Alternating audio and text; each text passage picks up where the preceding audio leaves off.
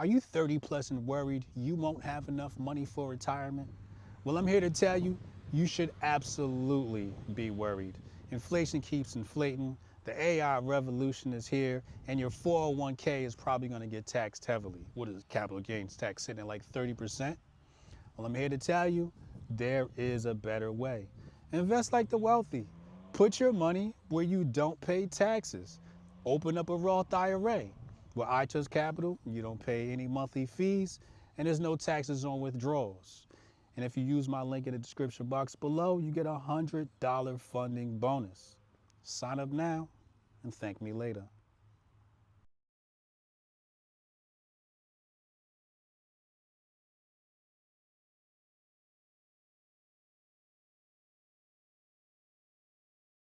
I remember when you was training me, man, when it was training day, like Denzel. Nothing can stop me, I'm all the way up.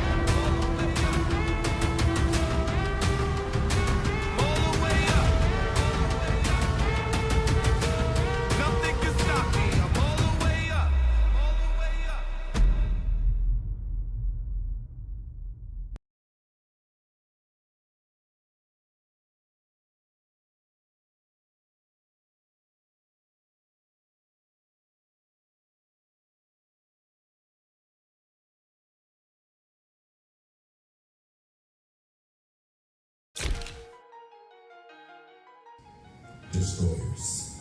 Authentic. Freedom. Active. You gotta destroy some shit, have some new great shit. So I'm going with destroyers. Because for me, to be active, you know, listening to you is get out there, get the moving, get the grooving. What you have done is help me propel to a position that I was almost in before the shit we talk about every day happened to me. I lost all my socials. I'm talking about 10 years worth of building, connections, gone. And just being able to find Group of people who are destroyers in their own lane. has just been such a big blessing in my life. These dudes are just authentic, but you see them on the podcast, then you show up here. Those are the same dudes that they are on the podcast. They're authentic. That's why I wanted to be here this year, so that I can personally say thank you for what you guys do.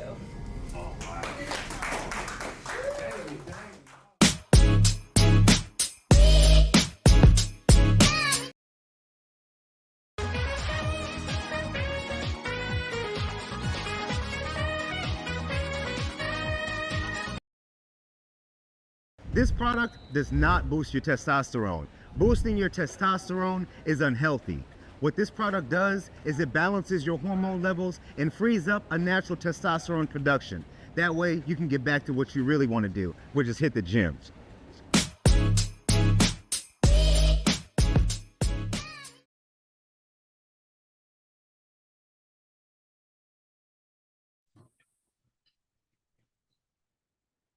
What's up?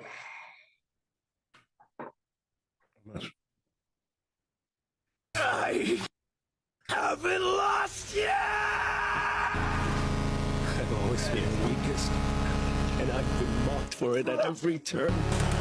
But I still try as hard as I can. You see, I've been leveling up this whole time.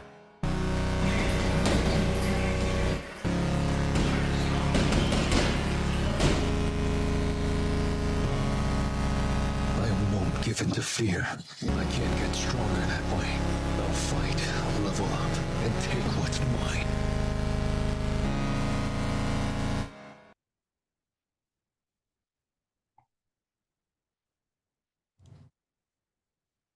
We live. What's good, people? It's Thursday, Hotep Thursday, back at it again. Greatest podcast in the land. Where in Happy Valley, they're selling that white. I am Uncle Hotep. He is Hotep Jesus, episode 427. Hotep's been told you. What's good with you, man? You know, just another week of Bill and the realest nigga on this podcast. Oh.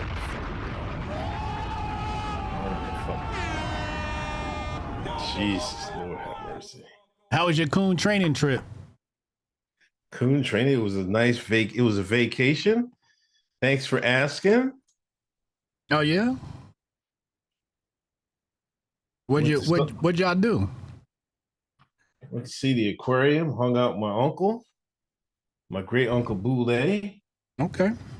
He doesn't even. I asked him. I said the chat calls you Uncle Boule, and he was like, "What is Boule?" He didn't even know what Boule meant.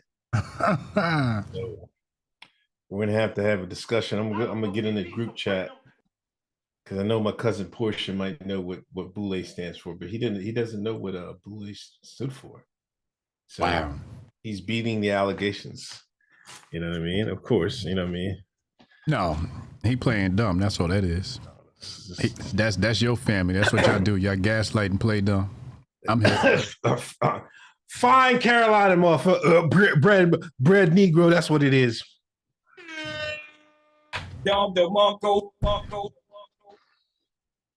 Chat, what up? Invader Eyes, Diamond DJ, Tanai, what up? Pop Up, what up? Seymour, what up? Seymour says he's sipping champagne with his pinky out. First rule of Boule. YouTube, what up? Q Jordan, Happy Latina, what up? R Vogel, what up? Long time, man. Where you been at? But other than that, you know, it was I see you found some water. Water? What do you mean? Wasn't you by the pool or something like that? Yeah. It was they got the first, you know, the first beach in America is in Boston. They're the first public beach. Really? Yeah. You went to go pay reverence to Massa. I want to see where Massa stuck his feet in the water at. This where Massa first went to the beach at. You shines, disrespect our great American heritage. It's without fail. You niggas, it's without fail. Our great American heritage, niggas want to shit on it. That I know you confused. You half tether, half FBA, so you don't know which side to rock with sometimes, man. It's confusion. You know what, I'll be honest? Being half to walk with me, chat. Here we go. Walk with me. Being half tether and half FBA is more confusing than being half black and half white.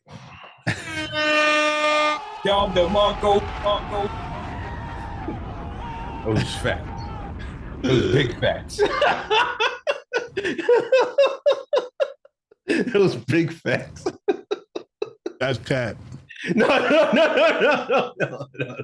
That's cap, chat. No.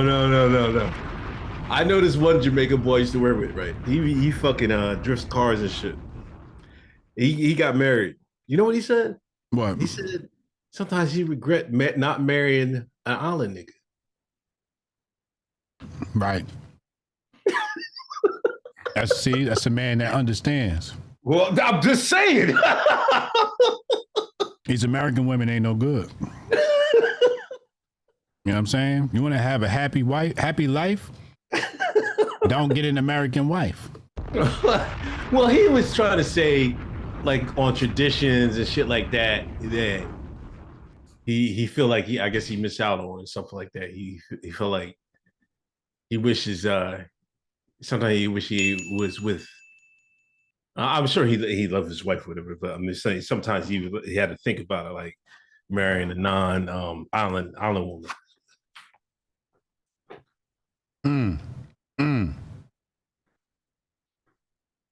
Yeah. He's got regrets.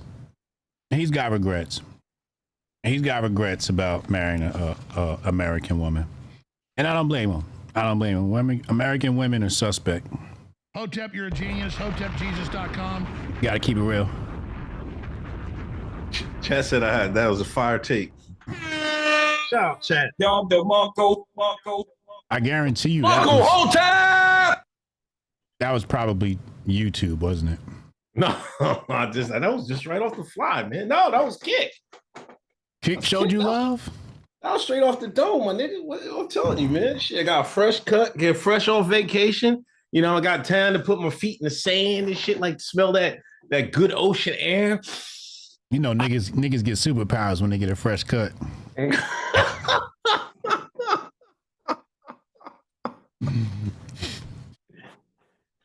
Tanai, thank you for the kicks.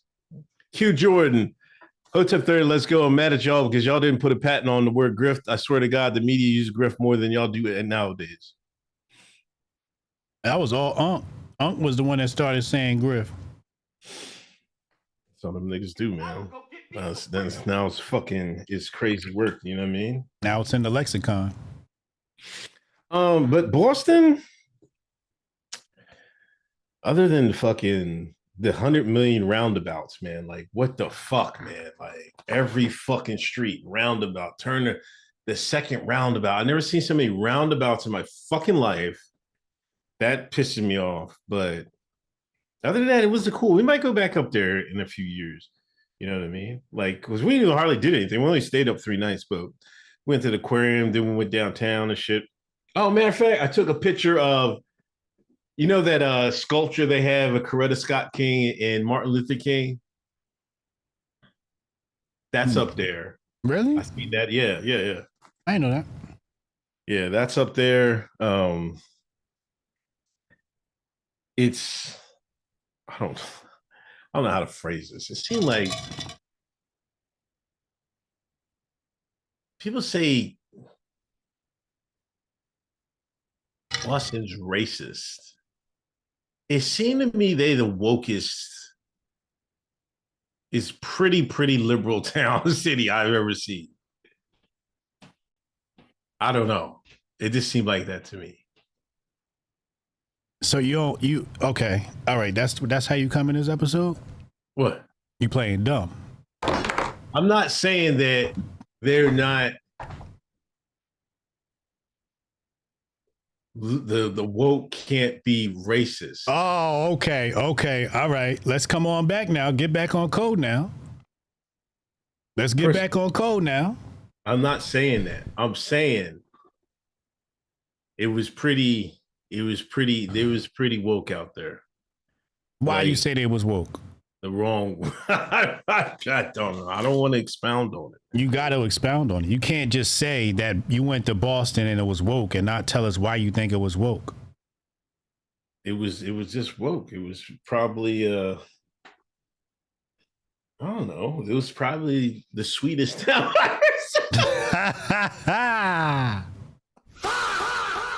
You know what I mean? But I mean, we did stay on the East End. I mean, on Winthrop, whatever. Winthrop. Yeah. I don't know. But it was pretty cool. Like, I don't know. It's you just gotta go Boston. I think everybody should go to Boston. Boston's awesome. Yeah, Diamond DJ agrees. Boston is awesome. Boston is not awesome. Why is it? I don't have a reason to say why it is. It was one of my least favorite. Me and Demick were on tour. We had a lot of cities, and Boston was one. I think Worcester, Massachusetts was way better than Boston. Worcester, Massachusetts showed us love. Boston, the town, it was just a trash experience. I don't know. The people there are weird. The niggas is extra niggerish. Why is that a problem? Being extra niggerish is always the problem. Okay, let's just be honest right now, okay? A lot of people are so afraid to say that it's the niggers that are the fucking problem. Continue. Okay. And the racism. You could smell it. You could smell racism in Boston. The only people who can't smell the racism in Boston is a coon. You a coon? I didn't think it was that bad. No. Cause you a coon. No. Listen. I'm born and raised ex-Pennsylvania. Goddamn. All right. Let's get it confused. That's far away from the Tim Boots and fucking leather jackets in New Jersey. You know what I'm saying? I face far more racism than you ever fucking seen in your fucking life, nigga. First, let's get it straight. You know what I'm saying? That's because you was born in the Jim Crow South. Of course you did, nigga. We know that, nigga. It wasn't that bad. I mean, people were pretty cool. You know what? And the thing is, it's like, you gotta go deep to hear that Boston accent. Hold on, I'm trying to plug my charger. Yeah, the kerosene. Like you gotta go pretty deep to fucking get that Boston accent. Like, I was like, am I in Boston? These niggas, they don't even sound fucking like we're from Boston. Then we went to this breakfast place. It was cash only and shit. There they were. They was in there, bro. Who was they? You know, the deep Boston accent. Oh. Boston? Yeah, I went fucking, I bought a scratch off. The Indians was there. The Indians right across from the Airbnb. I went over there was a fucking, there was a corner store. I was like, let me go in the corner store. I didn't know who's in. There I seen the Indian Bulls. I got me a scratch off. I got $100, $120, $5 off them scratch offs right off the gate. Did you? I was like, oh, yeah. I was like, yeah. You know what I mean? So, but it was spent a lot of money. Wait a second. I gotta ask you a question. What? Are you one of them niggas at the corner store holding up the line for the scratch offs? No, I take it, at least do it in my car. I take it home, dude. I'm not scratching off in the middle of the fucking. You a scratch off? You one of them scratch off addicts? No. How was the last time you bought a scratch off before that one? A week. I might go when I get paid. That's it. Why is it funny? Chad, why is it funny? Now that's some nigga shit. That is some nigga shit right there. Why is it? This is why we can't make it. This is why we can't. This is why we can't make it. If the white man giving away money, I might as well put my 2 cents in it. What the fuck is you talking about? This is why we can't make it, chat. Oh, come on. We still got these old, bad, niggerish habits. Every paycheck, this nigga go get a scratch off. You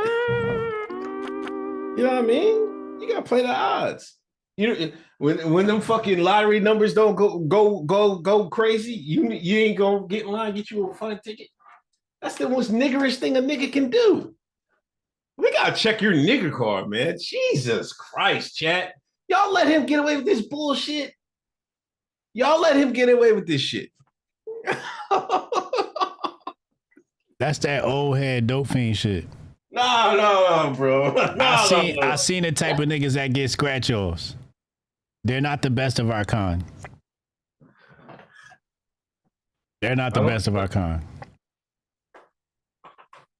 Listen, my thing is, and like your problem is, you always gotta be better than somebody. I mean, I'm usually better than people. That's not like in question. Being better than somebody, or are you a better person than them? Both. No, see, that's where you fucked up. They're definitely not a better person because you're an asshole. Let's be for real, man. You need to stop this fucking cap all the fucking time, man. The very fact that you think you're better than everybody else makes you an asshole.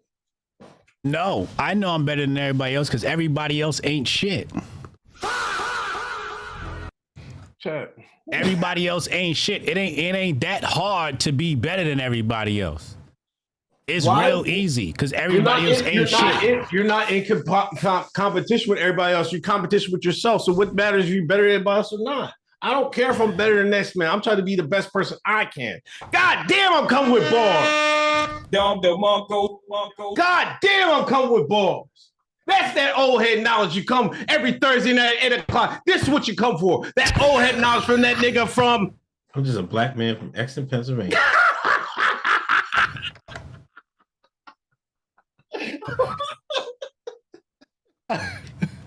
Yeah. He's the most contradictory nigga I've ever seen. How you gonna tell us you can't self-glaze and then follow it up with a brash amount of self-glazing? You can't do that, yo. This nigga, and y'all let him get away with this shit. And then he laughed deep in his gut after violating his own tenant. And y'all let him get away with this shit. You can't say you better than somebody else. Watch this. I'm from Exton, Pennsylvania. That's nasty work, Chad. That's it. On one night, that nigga rested up. He just came back from his coon trip. You know what I'm saying? He replenished his coon levels when he went to go see Massa and see Massa's first beach. That nigga's battery is recharged. Fuck this nigga. That's crazy. Out of control. But I'm telling you, like, a nice, relaxing, low-key vacation might be Boston. No, sir.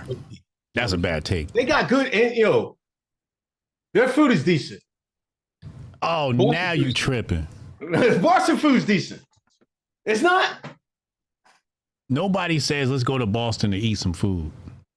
People I done heard all the time, man. Stop. Baltimore, Texas, Georgia, Jamaica, Whataburger, In-N-Out.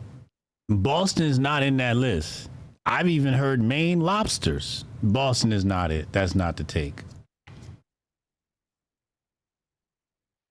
That is definitely a terrible take. No, it's all right. It's decent. I'm telling you. It's good. What y'all been doing? I seen y'all was watching Redneck Brawls again. Y'all was doing that. That was classic. You always got to watch Redneck Brawls with Goldstein. Unc was at Shoney's. Unc ain't been to Shoney's since 1976. Last time you been to Shoney's? I can't remember. When I was a kid, man. What are you talking about? Yeah, I told you. Shoney's?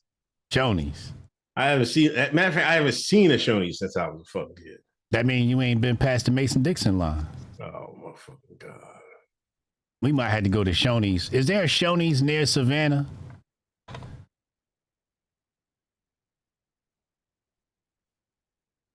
Let me see. Yeah, Boston's known for clam chowder.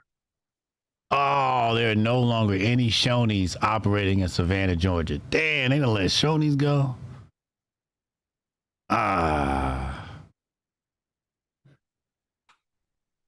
Shoney's was the truth. Hold on, before we get to the Black Twitter report, let's head to Happy Valley.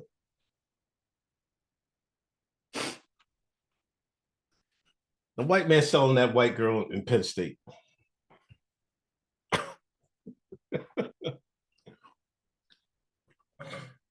I still ain't watched that Goldstein interview. I haven't. I will too. I'm getting to it.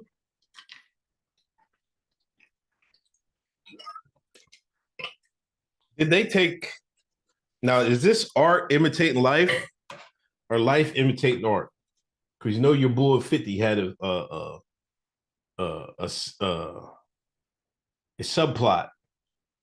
What was his name? Ghost's son was out there on campus selling that thing. Tariq. The first white Rico in a long time. That is not true. I'm like, ho. I see a lot of takes, man.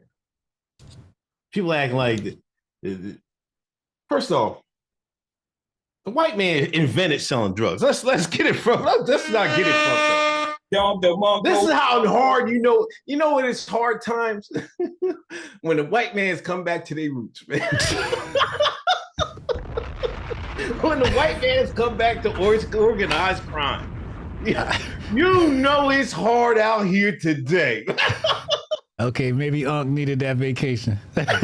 He cooking now. That nigga cooking now. God damn. That's like, yo, we gotta get this money, man.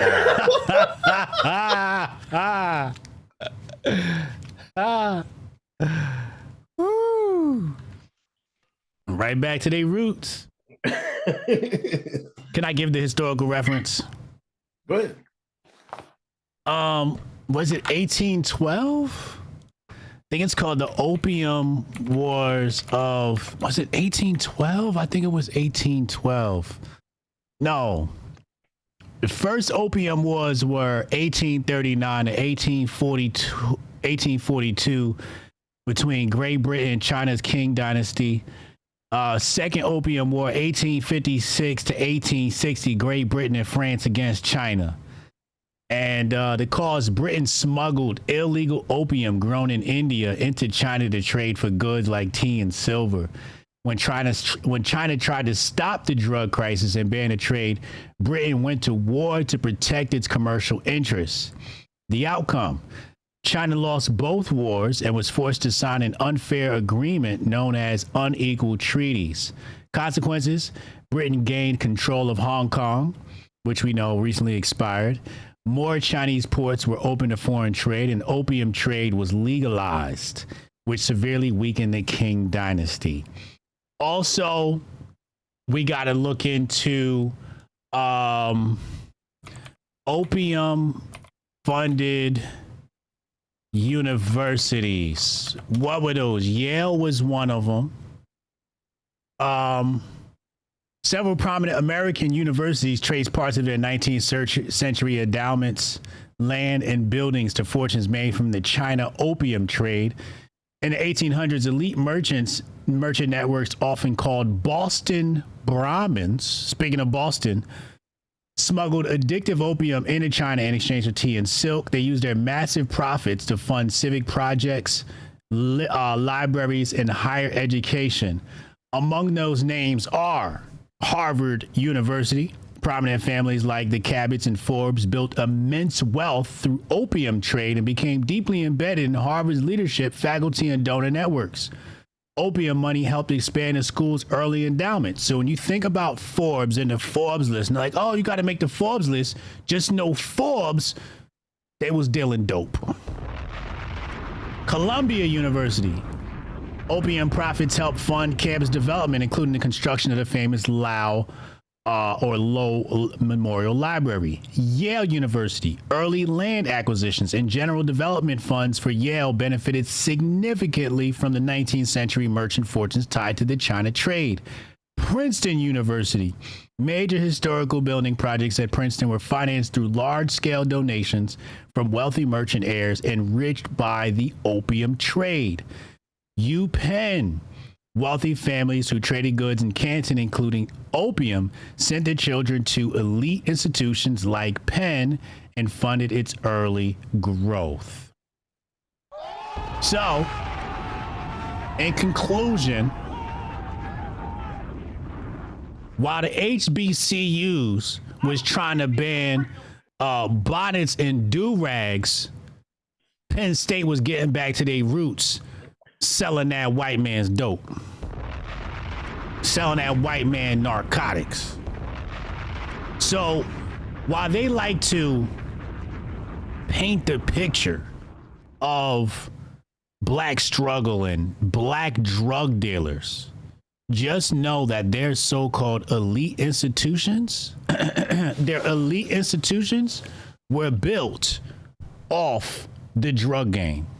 Oh, this a real Hotep brother. Hold on. Let me add a few tidbits to this Penn State thing, because there's a couple interesting things here. Investigators first noticed large quantities of cocaine moving through Penn State's student community in 2023, far beyond the typical campus level possession cases. This triggered a deeper look by the state police, state college police, and the attorney general. Now listen to this.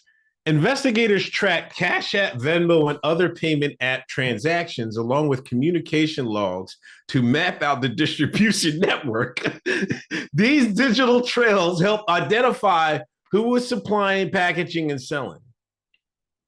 All they could see Listen, you're using the same Cash App and Venmo. They seen all the money go to this one.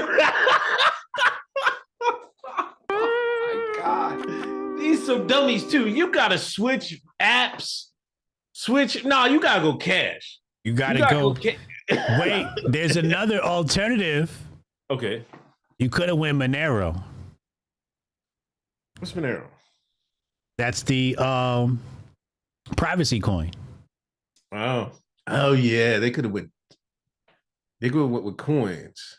They could have went crypto. Yeah. And they could have spun up all types of addresses. Not Bitcoin. Damn. No, you can't do Bitcoin. Bitcoin is traceable. You got to go untraceable. You got to go Monero, XMR. They could have went untraceable crypto if they were going to do digital payments. But going Cash App and Venmo direct to bank account? Listen, by late 2023, evidence pointed to activity center at Delta Epsilon, whatever you say, and Sigma Chi, both off-campus houses. Court documents later confirmed these houses were used to cut, bag, and package cocaine, often by fraternity brothers and pledges. They made the pledge, yo, cut that shit up right there, man. Bag my shit up, nigga. They were using the pledges to bag their work up. But they said one of the pledges had a phone and was taken. And this is what I was saying before. I said the problem with white people is they not tapped into black culture. Because if they was tapped into black culture, they would have seen New Jack City and known you got to strip them niggas butt naked when they walk in that motherfucker. You can't let the people who bagging up your work just bag up your work with clothes on, and they got to be patted down, searched, and stripped butt naked. You ain't watch New Jack City. You ain't see how Nino Brown was moving. They had the titties out. Come on, like this is what I'm saying. If you was watching black movies, you'd have known how to move this. You'd have known how to move this work.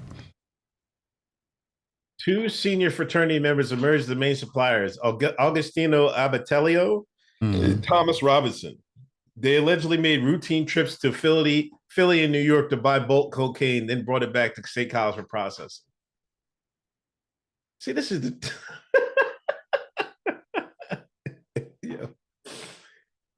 they was the hood white folks, right? They were terrible. They was the hood white folks. They was like, damn, they like that white girl up here. Shit, let me take a true trips back home. One was from Philly, one was from New York. He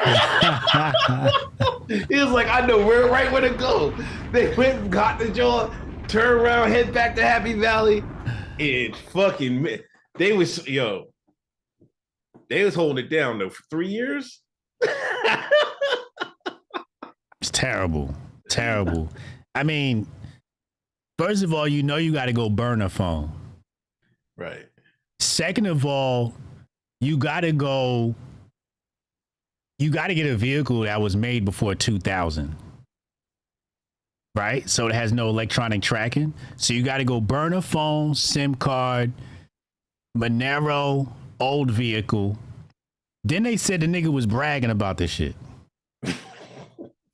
Like a nigga.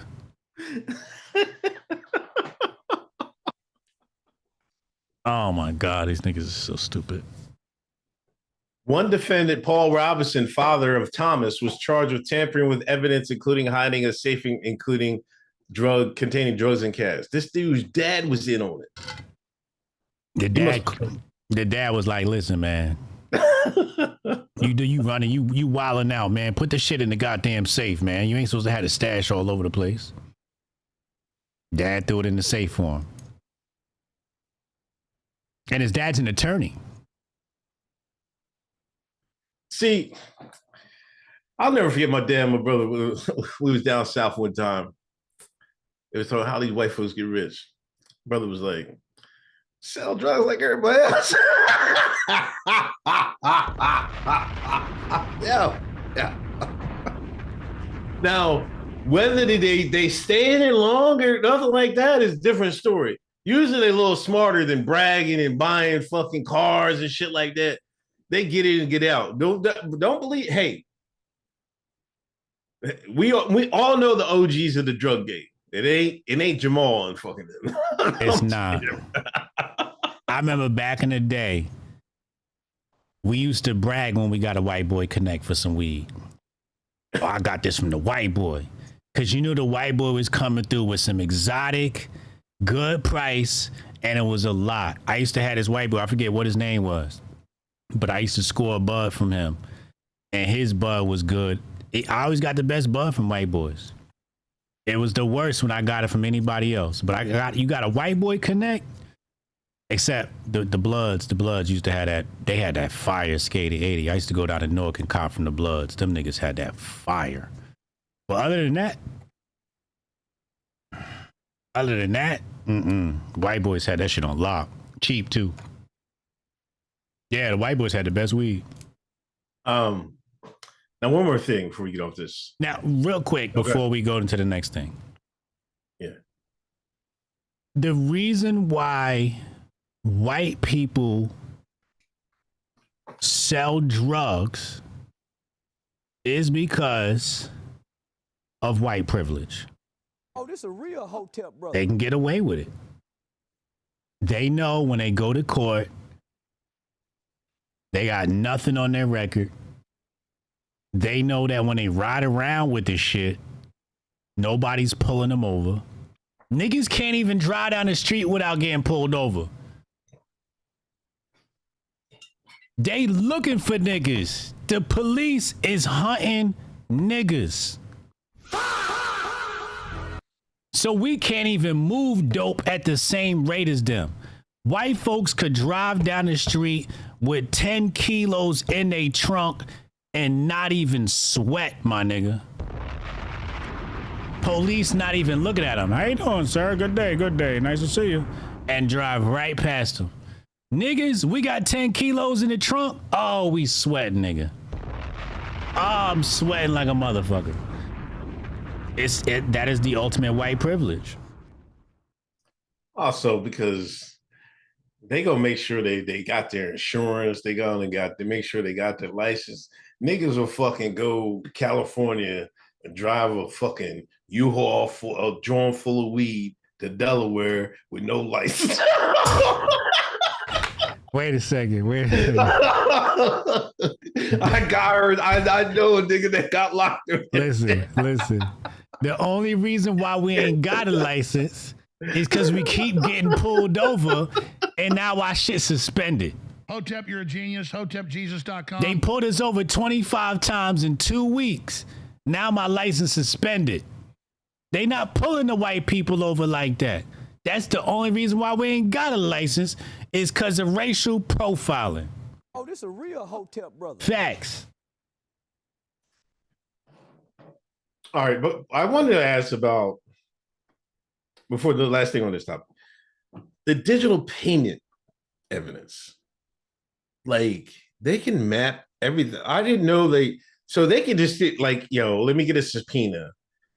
Venmo, let me see everybody that transaction in Happy Valley. They can just go and do that, and then they can map this shit out like that. They don't have a name or nothing.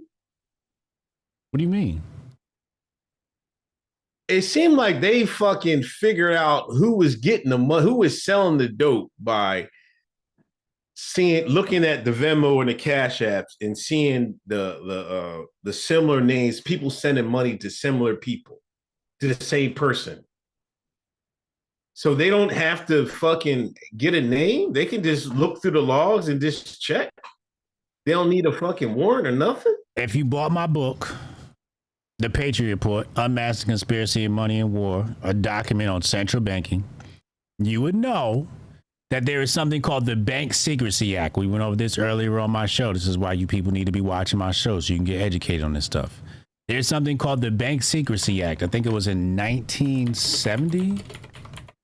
Bank Secrecy Act, 1970, United States law requiring financial institutions to help the government detect and prevent money laundering, tax evasion, and terrorist financing. This is basically an obliteration of your Fourth Amendment rights. The right to privacy does not exist because the Bank Secrecy Act of 1970. That's why all these, conservatives run around talking about, oh, my Constitution, my Bill of Rights, my amendments, all that bullshit. I'm like, that shit don't exist, dog. You ain't got no rights. Bank Secrecy Act 1970. It's in my book, The Patriot Report, Unmasked the Conspiracy of Money and War. It's available now on Amazon. Get educated about your country. They can do whatever the fuck you want. And we got to talk about flock cameras next, too. But they can do whatever the hell they want.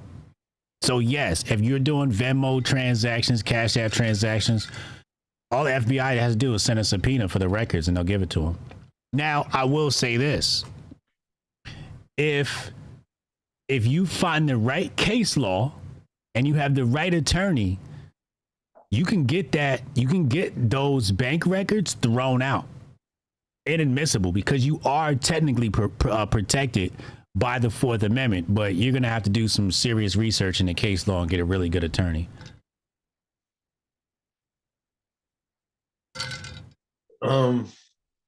Yeah, well, let's move on to the flock cameras. Have you seen any? Like, I was on Reddit the other day, like it was like 2 weeks ago, and I live in this town called Phoenixville, and somebody put up like flock. They had the graph up, and I guess there's a map, and you can show where the flock cameras are at. There's flock cameras in town. We better call the mayor.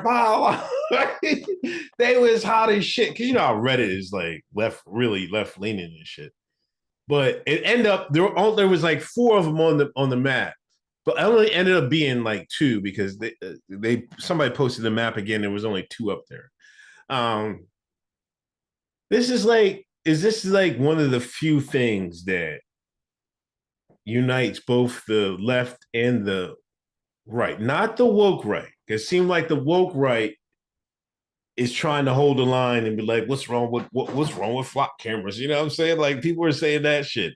Like, but it seemed like most of the people are united about getting flock cameras out of here. Anybody talking about flock cameras is a op.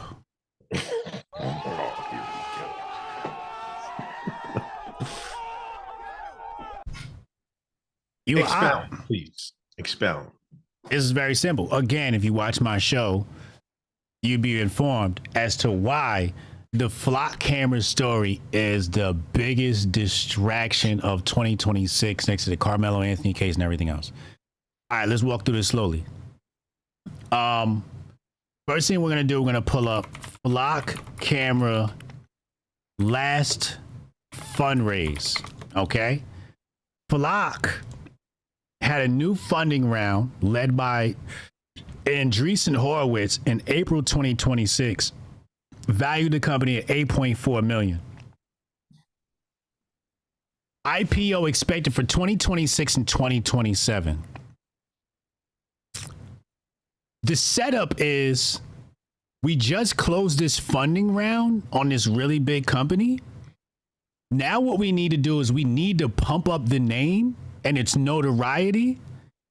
So when we go to IPO, we get a high valuation to IPO, then everybody can sell their shares and make money. So what do? You do the same thing that the people that created the Odyssey do. You feed the political activists. You feed the conservative crybabies. And you get a couple of ops to make this a thing. And then all of a sudden, out of nowhere, everybody's talking about flock cameras. Like flock cameras haven't existed. This is called pumping up the valuation of a company. That's step one. That's just the first piece of the puzzle. Okay. Now, when flock cameras were first discussed, I said to myself, why are y'all talking about this? This is not a new thing. We got Easy Pass that's tracking you. They take pictures. Like, I remember getting pictures of my license plate in like 1999. So now y'all talking about these flock cameras and taking pictures. I'm like, they've been doing that. When I drive down the street in my town, they got cameras on top of the traffic light that do the same thing as flock. So I'm like, why is everybody talking about Flock when we've had this technology? So I went and did the research today on my show.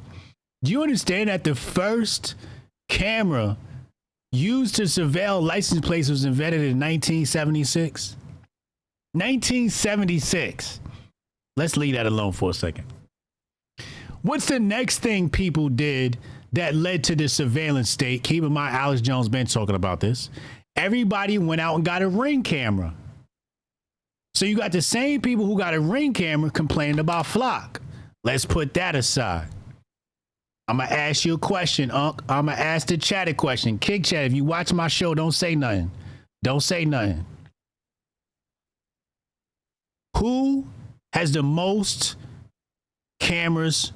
What company has the most cameras on the street right now surveilling the public?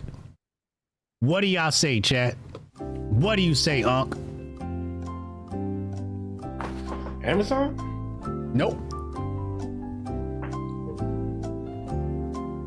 No, it's the government. Nope.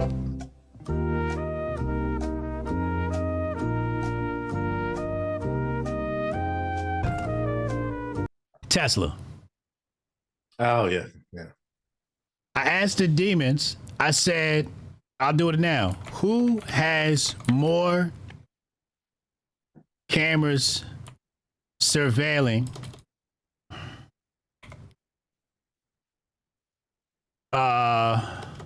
who got most surveillance cameras, Tesla or Flock? And it's gonna say Tesla. It says right here. Let's put this on the screen. Let's put this on the screen because, you know, people be like, oh, Hotep Jizzy on that Hotep shit. Tesla has vastly more individual cameras than Flock Safety. Now they'll say, though they serve a fundamentally different surveillance and operational purposes. Let's go down to the bottom. Let's say, does law enforcement use the Tesla cameras?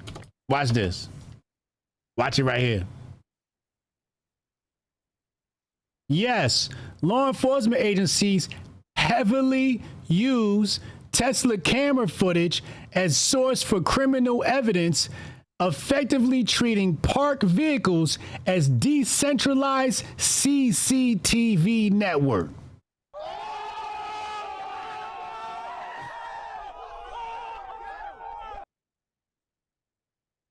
So you get people running around crying about Flock. And I'm like, yo, we got Tesla vehicles on the road. Like, y'all know them niggas is that. When I first sat in a Tesla and I hit the little computer screen or whatever, and I saw all the cameras pop up, a light bulb went off in my head. I was like, oh, Tesla's a surveillance. It's a surveillance network. That's what this is. And all of that information is getting pumped back to a centralized hub. So while you're complaining about Palantir and Flock, everybody's like, oh, Elon Musk, he's a hero. Oh, Elon Musk. And it's like, yo, this nigga's Skynet. He's watching all of us right now. He got access. They literally put these vehicles on the road and they are surveillance networks, and the law enforcement can use them as CCTV. Which what made me go, well, why are they talking about Flock? And that's when I had to look up and I seen, oh, okay, they just did a fundraise in April. The IPO is coming. Get everybody talking about Flock, pump up the valuation, make your exit strategy after IPO. Everybody makes money, and then everything goes back to normal. I'm like, oh, okay, this is a good play. Get everybody talking about Flock. Because the technology has been here for a really long time. Flock isn't the only company doing this. It's just the newest company doing this. In fact, the issue isn't even in the cameras. The issue is actually the software. And you got the police been using artificial intelligence with the cameras forever. At least the decade, they've been using artificial intelligence to catch drug dealers and some more shit. So, in finality, if you're running around talking about Flock, you're a sheep. You're literally a sheep. You're just running behind a fad because that's what people are talking about right now. But if you're against Flock, you've got to be against Tesla. You've got to be against Elon Musk. You got to be against the Bank Secrecy Act of 1977. You've lost this fight since 1970. So I don't really want to hear shit. I seen everybody go look at my feed and type in Flock on my account. I haven't tweeted about Flock not once. Actually, you'll get one tonight. The title of the stream is "What the Flock Happened at Penn State." This is the only thing this is the first time I've spoken on this since my show earlier today, because I can see an op coming from a mile away and everybody else is falling for this shit. And I'm like, yo, Tesla's a surveillance network. The AI literally said right here, it says Tesla has vastly more individual cameras than Flock Safety. Vastly. That means a whole lot more. And then, so what happened? Trump gets in office, and what did the red whites do? Oh, yay, Elon Musk is the man. I'm like, oh, God, y'all niggas is champion and niggas that's about to put us in cages. Literally put us in digital cages. Digital borders. Surveilled and tracked and monitored 24/7. And this is your hero? Are you shitting me? Ridiculous. Fucking ridiculous. So if, again, in finality, if you're one of those people crying about Flock cameras, you're a sheep. Well, Seymour, thank you for the 2 gifted subs. Q Gordon, if Unc A watched Gold State interview, he did 100% don't have your book, HJ. I bought his Patriot report. Come on, fucking don't do that. Anyway, but they've been getting scrutiny from, I guess, not for the, like when you mentioned software, it's been abused by the police officers. Flock has faced scrutiny from lawmakers, and in response, the company said they're shortened the default data retention from 30 days to 7 days. Required officers to enter a case number before searching data. They just had the motherfuckers wide open. What the fuck was that? Read it again. Read it again. Required officers to enter a case number before searching data. To search what data? Search their Flock data, their cameras. So all they need is a case number. Now they do. Okay. I guess in their latest update, beforehand, they didn't need anything. Okay. Added automatic lockouts for abnormal search behavior and allowed cities to restrict which offenses other agencies can search for. The Flock CEO publicly apologized for cases where officers used the system to stalk women, acknowledging failures and oversight. Because I think there was one story, this one lady stalked her ex-husband, and then this one man stalked his ex-wife. It was crazy shit. But then we seen people, like, just off the strength of the software, say this car did it. So they went to the person's house. That person didn't do it. It was some old other car. You know, I guess we're in the early stages of, they got to get the updates to the system. But, you know, I think the biggest problem is with the police using it. Like, with this, why is that a problem? AI, because you can't just fully trust in it. You have to do police work with it. They're just going off like, fuck it, put in the system, there it is, that's him, let's go get him. That you can't do that all the time. Oh yeah, That's just with AI. Like, you can have AI help you out, but you got to double check. Yeah, you got to double and triple check. They're not double and triple checking. Yeah, that's the biggest problem I see. Yeah, no, that's true. That's true. Hamtar said HJ don't care about women. So surprised. Care about these 20 minutes, nigga. Sit your ass in timeout. See you later. Thank you for the gifted sub.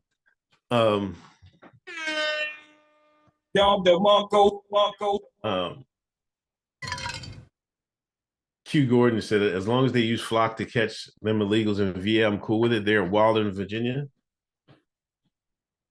I'm with Q. I'm with Q. Okay? I'm not one of these people out here afraid of the flock camera. Flock could take as many pictures of me as that motherfucker want. I'll pull my dick out for the motherfucker. I don't give a shit. I'm a law-abiding citizen. Okay? I don't give a fuck about no flock. What the flock? Waka flocka. I don't give a shit, nigga. You know why? Because I'm a realist. I'm a realist. I understand that the fight against the surveillance state has been lost a long fucking time ago. As soon as we signed up for these shits right here, this shit right here, called a motherfucking iPhone, niggas signed up to be tracked. Niggas is over here on a smartphone talking about, oh my God, I can't believe flock. Nigga, you got a flock in your hand, nigga. You got a flock in your hand, nigga. You got a flock in your hand, nigga. You walk around with flock in your pocket. Flock in pocket, nigga. Fuck is you talking about? Fuck is you talking about? Shut the fuck up, dumbass niggas.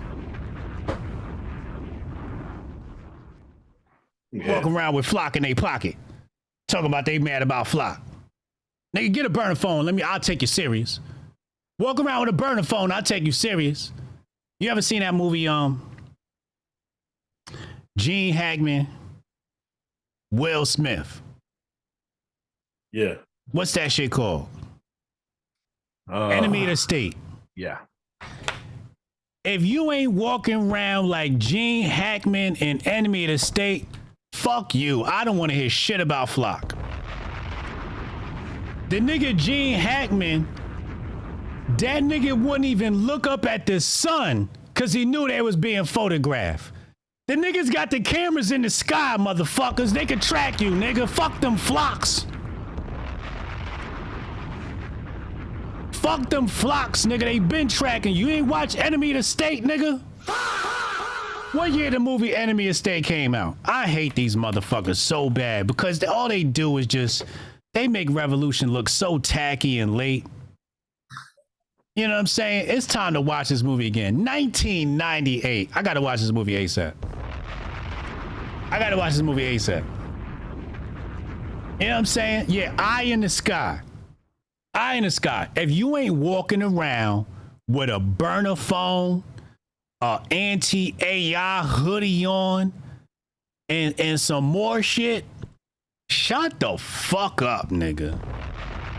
Niggas is riding around with a smartphone, a Cybertruck, tweeting on public social media that's being tracked, talking about I'm anti-flock.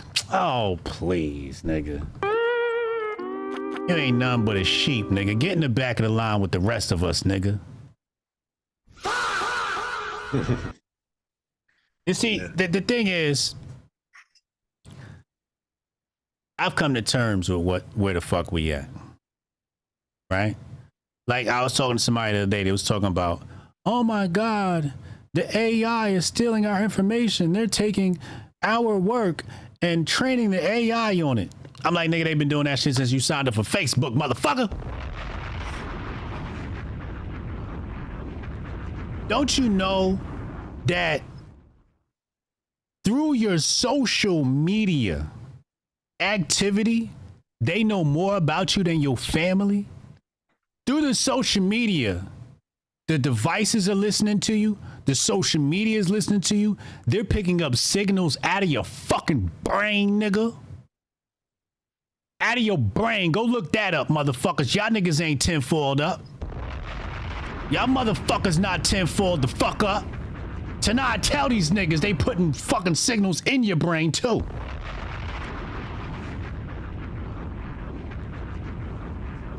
The algorithm, all of this shit, they got the whole profile on you, my nigga. And then you got your GPS connected to your phone.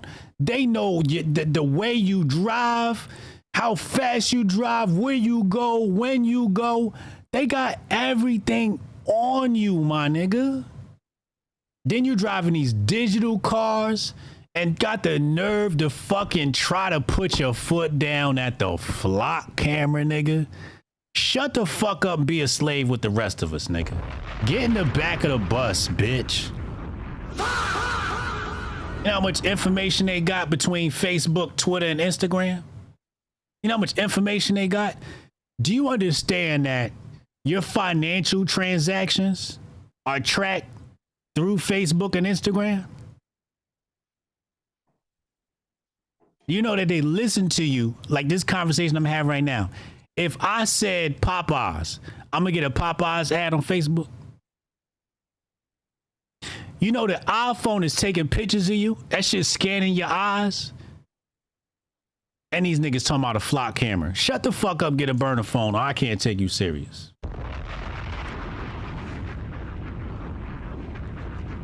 All right, before we get the Black Twitter Report, somebody mentioned Enemy of the State was a top 5 Will Smith movie. Give me your top 5 Will Smith movies. And I want to say Will Smith has, if you go on top 5, Will probably can go toe to toe with almost anybody. I think. No, he can't. Why can't he? Michael B. Jordan already passed him. No, he don't. Will Smith isn't a top 5 black actor in Hollywood. Give me his top 5 movies. He don't got a top 5. Now you drawn. Now you drawn. Will Smith doesn't have a top 5 movies. He don't have top 5 movies. I'm gonna tell you his best one. You ready? All right, go ahead. Independence Day. That's one. Men in Black. Enemy of the State. Wait. Men in Black is making a list? I don't know about that one. What? Nah, I Am Legend comes before Men in Black. Okay, well, okay. Men in Black is not. It's not. No, Men in Black is a classic. Any of you got sequels, man? Come on, man, stop. I Am Legend. Men in Black is a children's movie. Is a children's movie. No, come on, man. You bugging. King Richard. King Richard was good. Which Bad Boys you want? 1 or 2? I'll take either one of them Jones. All the Bad Boys movies is fire. Okay, then. All right. Don't get me wrong. Will Smith is that nigga. I'm not going to say he's not that nigga.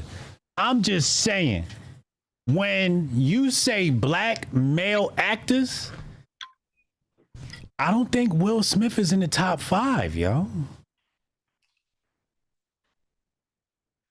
Top 10, maybe? But I don't think he makes top 5, yo.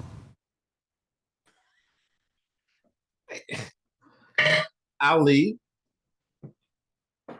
I don't know. I'll give you iRobot. iRobot was a good movie. Oh, I forgot about that. iRobot was a good movie. I didn't add that one up there. I think his dystopian shit is my favorite shit. Like Independence Day, iRobot, I Am Legend, Enemy of the State. I like all his dystopian shit. I'm missing one. Oh, the shit where he's a single dad.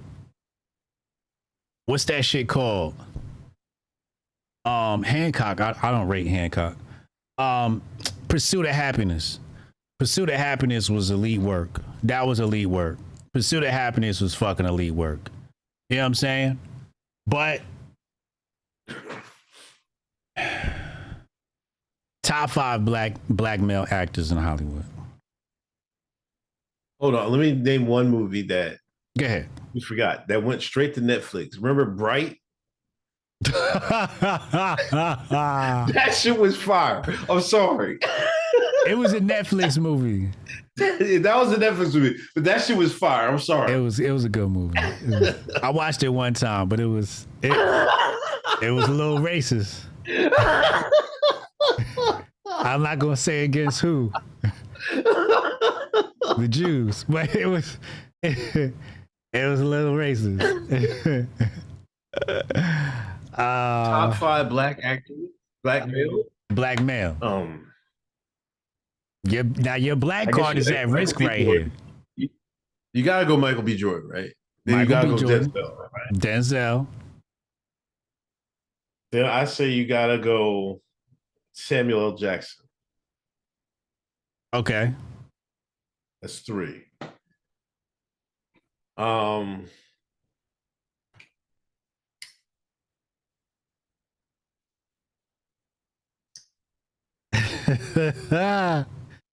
we going old or new? I mean, because I would say all time. Eddie Murphy. The chat, y'all helped him. No, I didn't look at the chat. I didn't look at the chat. All right, Eddie. Thank you. I was waiting for Eddie. Eddie's number 1, by the way. Eddie's number 1. But go ahead. Eddie's 4. Eddie's 1. Eddie's 1. Yeah. Then I don't know. Is there one above Will Smith? Easily one. Easily one above Will Smith.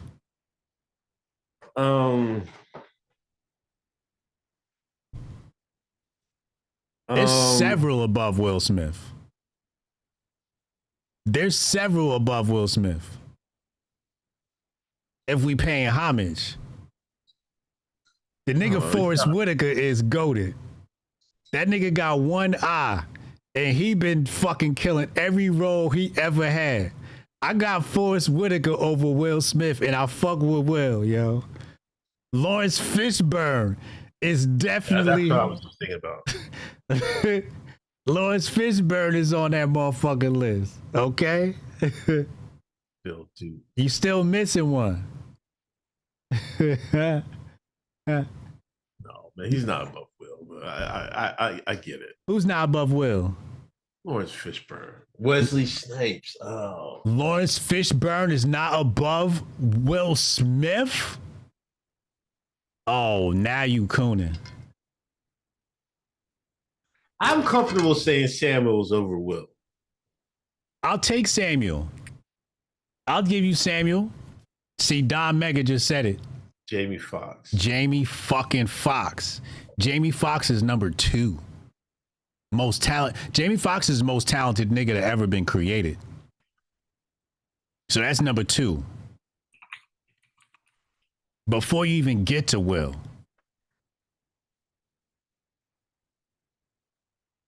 That's real talk. I think Wesley might have an argument. Wesley got a strong argument. Because he had a couple blockbusters. He had a franchise. He had a random white man can't jump that came a hit. They had Blade. If he didn't get in trouble with the IRS, he might have been. Cannon said Mario Van Peebles. Now that's where I draw the line. I draw the line at Mario Van Peebles. James Earl Jones is a good one. James Earl Jones is right there. Cannon's stupid at Mario Van Peebles. Lorenz Tate. I got Lorenz Tate over Will Smith. Come on, man. You drawing, man. What? Oh, man. Oh, dog. I mean, he can act. He's a way better actor than Will. Yeah, I would say that. But okay. I mean, star power. He's too short. Giancarlo is crazy too. Cuba Gooding, low key, I got Cuba over Will. Low key, I got Cuba Gooding. Just cause that nigga fucking crazy, go look at that nigga resume. That nigga played radio. Cuba Gooding's acting ass nigga. Cuba Gooding's an acting ass nigga. I got Cuba over Will. I'm tired. Morgan Freeman, somebody said. Morgan Freeman. Morgan Freeman? Did Morgan Freeman ever act when he was younger? Like, I don't know. You remember this nigga came on the scene, he was old. I don't got Morgan Freeman over Will. Like, when did Morgan Freeman start acting? When that nigga was 95? He started at 55? He was born old? Yeah, I think definitely above him would be Samuel, Jamie, Eddie. But I don't think I can put anybody else above that. Honestly. Delroy Lindo. I'll make a case for Delroy Lindo. I would make a case. He wild, Chad. He wild. Delroy been consistent. Delroy been consistent, yo. He said, y'all saying anything. Little Bad Wow, shut up, Todd. Delroy got some good movies. All right. Tell me this. Is Giancarlo not more talented than Will Smith? Who the fuck is Giancarlo? Oh my God. This nigga without watching his movies. Who is he talking about, Chad? I don't know who the fuck. This nigga's he's not tapped in, Chad. He's not tapped in. Anthony Anderson? No. I got Will over Anthony Anderson. Tonight he's not. You're bugging. You're bugging. That nigga Giancarlo, man. He's a European. He might be a European. Giancarlo? Giancarlo Esposito. That nigga is talented, yo. He's one of those niggas I hate to love. Every role he got, I'd be like, I hate this nigga, but that nigga's killing it. He's a great actor, but he's not top 5. I guarantee he'd be top 5 before he died. Okay. You know that nigga. He's pretty skilled too. He was in Fresh. Yeah, he was in Fresh. Yeah, and his range is crazy. And that's the thing. Spider-Man. The nigga been in everything, yo. Giancarlo's been in every fucking thing. His resume is way deeper than Will's. You know what I'm saying? It's like way, way deeper than Will's. Like niggas stay working. You know? But like I judge actors based on range. And Will Smith range, it's not the same as everybody else. Robert Downey Jr., a better black actor than Will. Well, all right, let's Now we're bugging. Let's wrap this up, man. Robert Downey Jr. is not even a good actor. Let's just start right there. He's got some of the worst acting I've ever seen get passed off in Hollywood. I don't know how he gets his roles. He be playing Iron Man, and I'm like, this nigga showing no emotion. He shows no emotion as Iron Man. All right, Black Twitter Report, courtesy of Nerd Nash. Thank you, Nerd Nash. Go visit nerdnash.com. News of the week. Stephen A. Smith versus the NBAJ. This week, the NBAJ what's that stand for? National Black American Journalists? I don't know. This week, the NBAJ basically stamped Stephen A. with the coon tag, giving him a thumbs down for his slick talk towards black women, amongst other things. We got to play the clip. Jamel Hill's up first, man. Oh, God. Y'all gonna make me pick between Stephen A. Smith and Jamel Hill? This is diabolical. I hate y'all for this. You ready? Yeah, go ahead. 3, 2, 1. The reason I have had problems with some of the things he said is because he don't keep that same energy. If you're going to, especially in your position, being black, have a conversation about our community, that's inside of our community, about someone who belongs to our community, you got to go into that conversation with a different sensibility. Doesn't mean you don't tell the truth, but you got to be aware and observant about certain things. The right often comes after Jasmine Crockett because of the way she speaks, because of her persona, the way she comes off. They call her ghetto. Was it Lauren Loomer with her stupid, crazy ass called her Shaniqua? Constantly insulting this woman. And here you come launching some of the same criticism. It's all right if you said, hey, I think her policies are dog shit. I think this or that. That's fine. But that's not what you attacked her for. So That's why people had a really big problem with it. And then we see Donald Trump call you stupid. He called you low IQ. He insulted your intelligence. And people were wondering, are you going to give him that Jasmine Crockett energy? And you didn't. So that's why people are like, hey, Stephen A., we're wondering exactly what is it, or why does it seem like you have a higher level of energy and criticism for the people that look like you than for the people who don't want your people to exist? When Donald Trump called you stupid, you laughed and challenged him to a debate. If Kamala Harris would have called you stupid, what would you have said? Very curious about that. And that's why people are like, what's up with this guy? And even your former colleague, my friend Carrie Champion, noted this during the Jasmine Crockett dust up.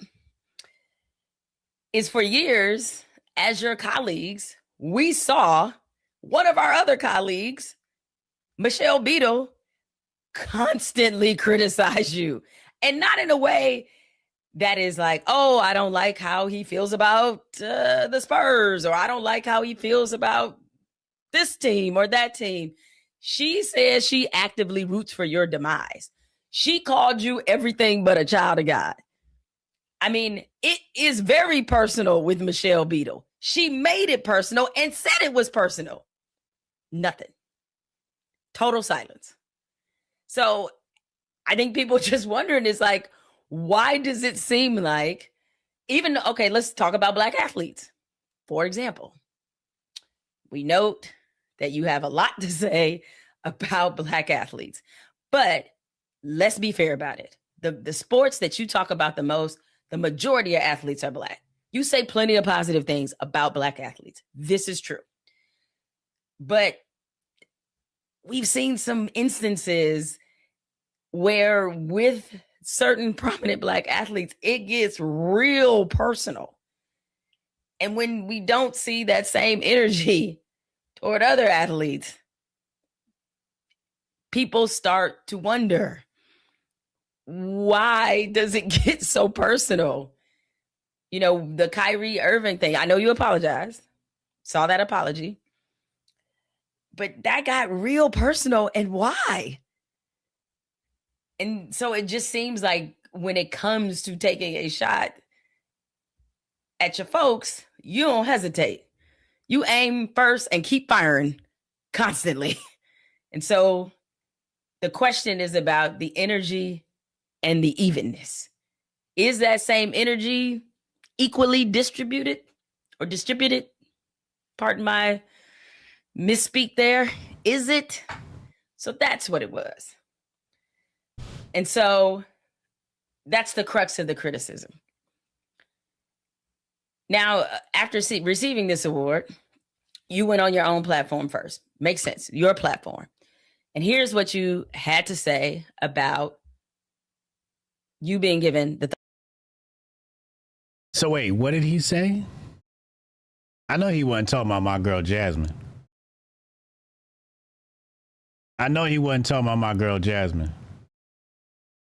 He need to slow down talking about my girl.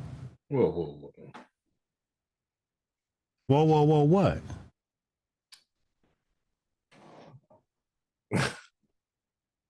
Can we play the next clip? He been talked about Jasmine Crockett. What he say? I don't know what he said. There's only one valid criticism of Jasmine Crockett. Which clip is this? Is this Stephen A versus NABJ? Yeah. The two niggas. The second one, yeah. The two niggas right there? Yeah, I haven't listened to him, but go ahead. All right, you ready? Yeah, go ahead. 3, 2, 1. DJ to come on this show to have a conversation with me about her assertions that she articulated on that stage. Do you know what she said to me, ladies and gentlemen? She'd rather have a private off-the-air conversation first. Oh, really? So you can go on a public platform, denigrate me, make these accusations against me without calling. But when I challenge you to come on here face to face and have a conversation with me, now we want a private conversation. Before, nah. All right, now I want to say a couple things real quick. All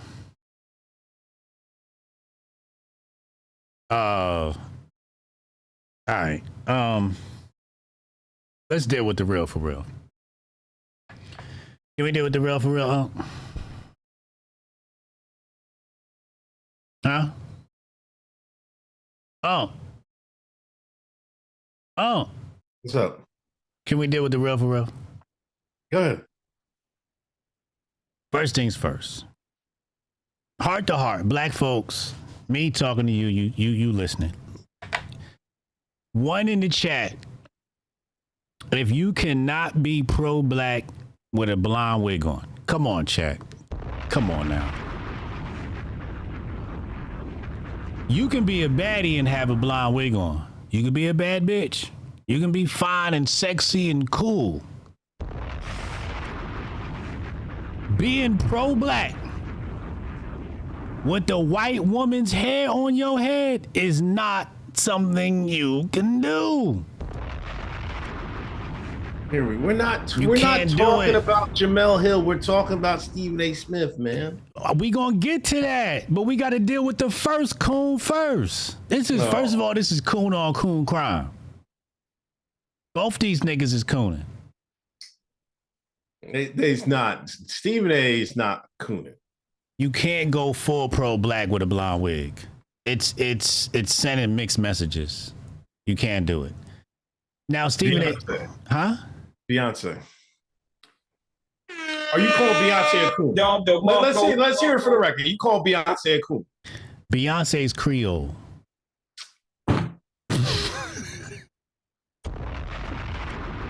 Hotep, you're a genius. HotepJesus.com.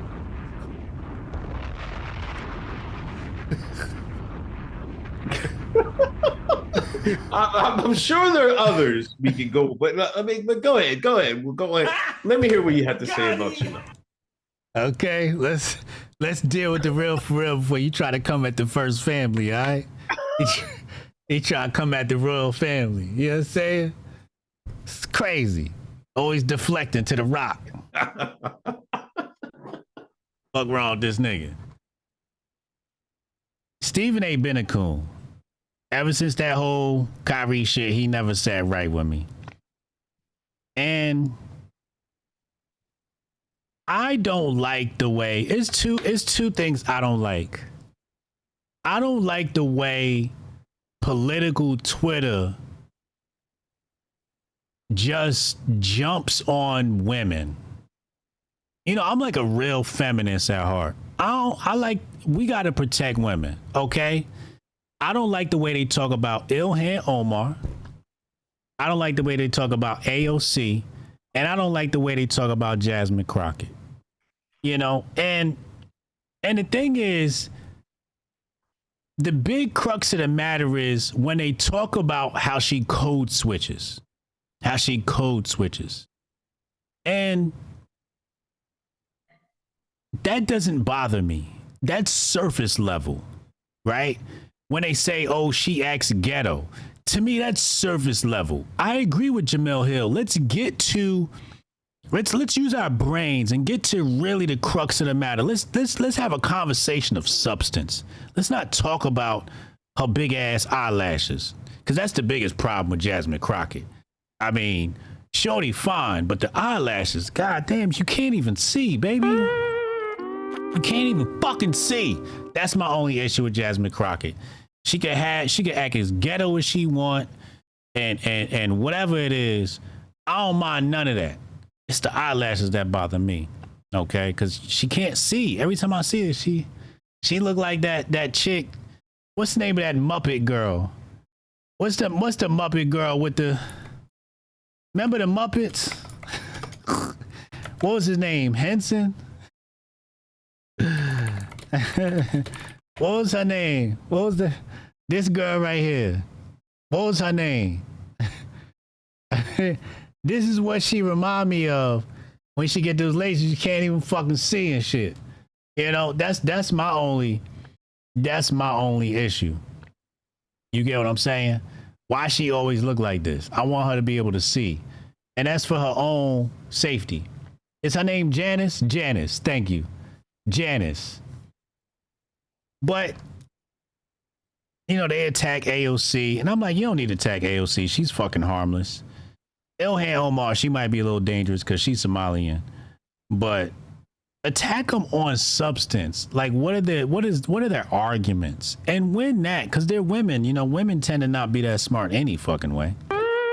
You know, there's only a few smart women on this fucking planet. The rest of them are fucking dumb as shit. So just kill their arguments and let's deal with that. Talking about how ghetto they are, that doesn't resonate with me. I like a little ghetto with my bitches. I like a little ghetto. You know?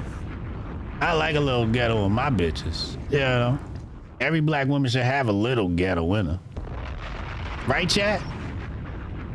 What in the chat, if you think every black woman gotta have a little ghetto in her, niggas gotta be able to code switch. You gotta be able to go from Wall Street to Malcolm X Boulevard. You feel what I'm saying? Yeah, but then Jasmine was code switching in reverse.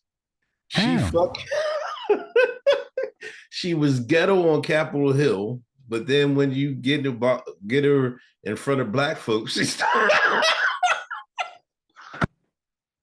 What's the problem? Hold on. Let me read what you said. What did Stephen A. Smith say about her? He specifically called out Crockett for calling Trump a piece of shit and calling Governor Abbott Governor Hot Wheels. Those two. That was a good one from her. I'll say that was a good one from her. I haven't heard anything wrong yet. He said he criticized her communication style, saying she used street verbiage and rhetoric for the streets when attacking Trump and Abbott. But his remarks were widely interpreted as disparaging a prominent black woman, reinforcing harmful stereotypes about black women in politics. And the NABJ, the National Association of Black Journalists, said that gave Trump ammo, because first Stephen A. Smith doubled down and said, I'm not apologizing. And then Trump started loading the clip at Jasmine Crockett, calling her low IQ. Then Stephen A. Smith was like, oh, I see the light. I see what everybody's saying. I'm sorry. You know what I mean? Blah, blah, blah. So basically, just because Trump jumped on her, then he apologized. But Governor Hot Wheels is good. That's a good one. I'm sorry. I wouldn't have said anything about that. Listen, if you dealing with ghetto motherfuckers, use ghetto terminology. Trump ain't used a word past a 5th grade level since he been running for office. So I don't understand. And Trump is one of the most brash people. This is one of the reasons why I liked him. He's one of the most brash, plain talking people I've ever met. So saying she's got to step up when talking about Trump, when Trump talks about everybody else, mad fucking ghetto. So it's just like, oh my God, the white man can talk ghetto, but the black woman can't. That's fucking corny. Let's deal with the substance. Who's right? Who's wrong? What are the arguments? And let's deal with that. Let's not talk about being ghetto. Because Trump, I'll be honest with you, Trump is the most ghetto president we've had since George Washington. Trump is the most ghetto president we've had since the first one, Mr. George Washington. The nigga ghetto, which is why niggas like him. But he ghetto. The nigga's mad ghetto. So you can't say she's got to respond to a ghetto nigga non-ghetto. That makes no sense. Stephen A. just cooning for points from the right wing. He's just cooning. He's just been cooning. First of all, I'm gonna address the Stephen A. cooning in a second. I want to talk to the chat. Diamond DJ and Dono Lemon is having a book argument. Who has more books? I got more books than you, nigga. Who's having that fight?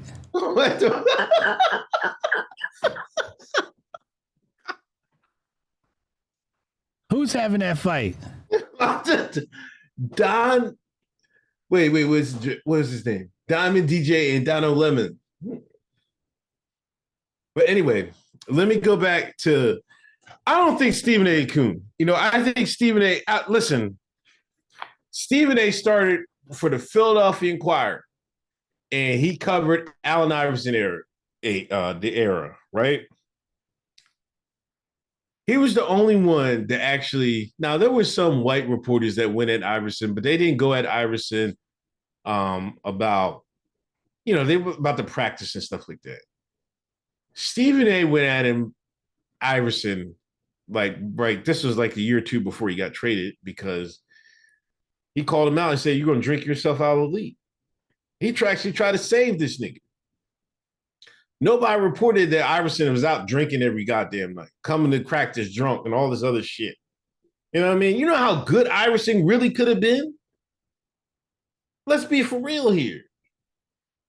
He's top 5 shooting guard all time with no left hand and was a raging alcoholic and didn't practice. Stephen A. tried to save this nigga. Iverson didn't listen. He was like, "Man, fuck that, man. I'm gonna keep drinking. I'm going to party." Now, is Stephen A. cool for saying that? Stephen A. tried to save this nigga. Stephen A. gonna look out sometimes, man. See, sometimes when other black people look out for somebody, it look crazy. You know what I'm saying? Like when he tried to do that thing with Kyrie, in his mind, oh, this nigga Kyrie better get his act together, man. But Stephen A. wasn't tapped in to the medical Hotepistan. If he was, he'd have knew better. You know what I mean? But at the very least, he apologized. I'm giving Stephen A. pass. And the NABJ should apologize to Stephen A. Smith ASAP. Your full-time. Time after time, you keep proving why I'm the realest nigga on this podcast. You just keep proving it. You keep digging a hole. First of all, let's deal with the real for real. Okay? Stephen A. Smith tried to save Allen Iverson's life? What the fuck are you talking about, yo? His career.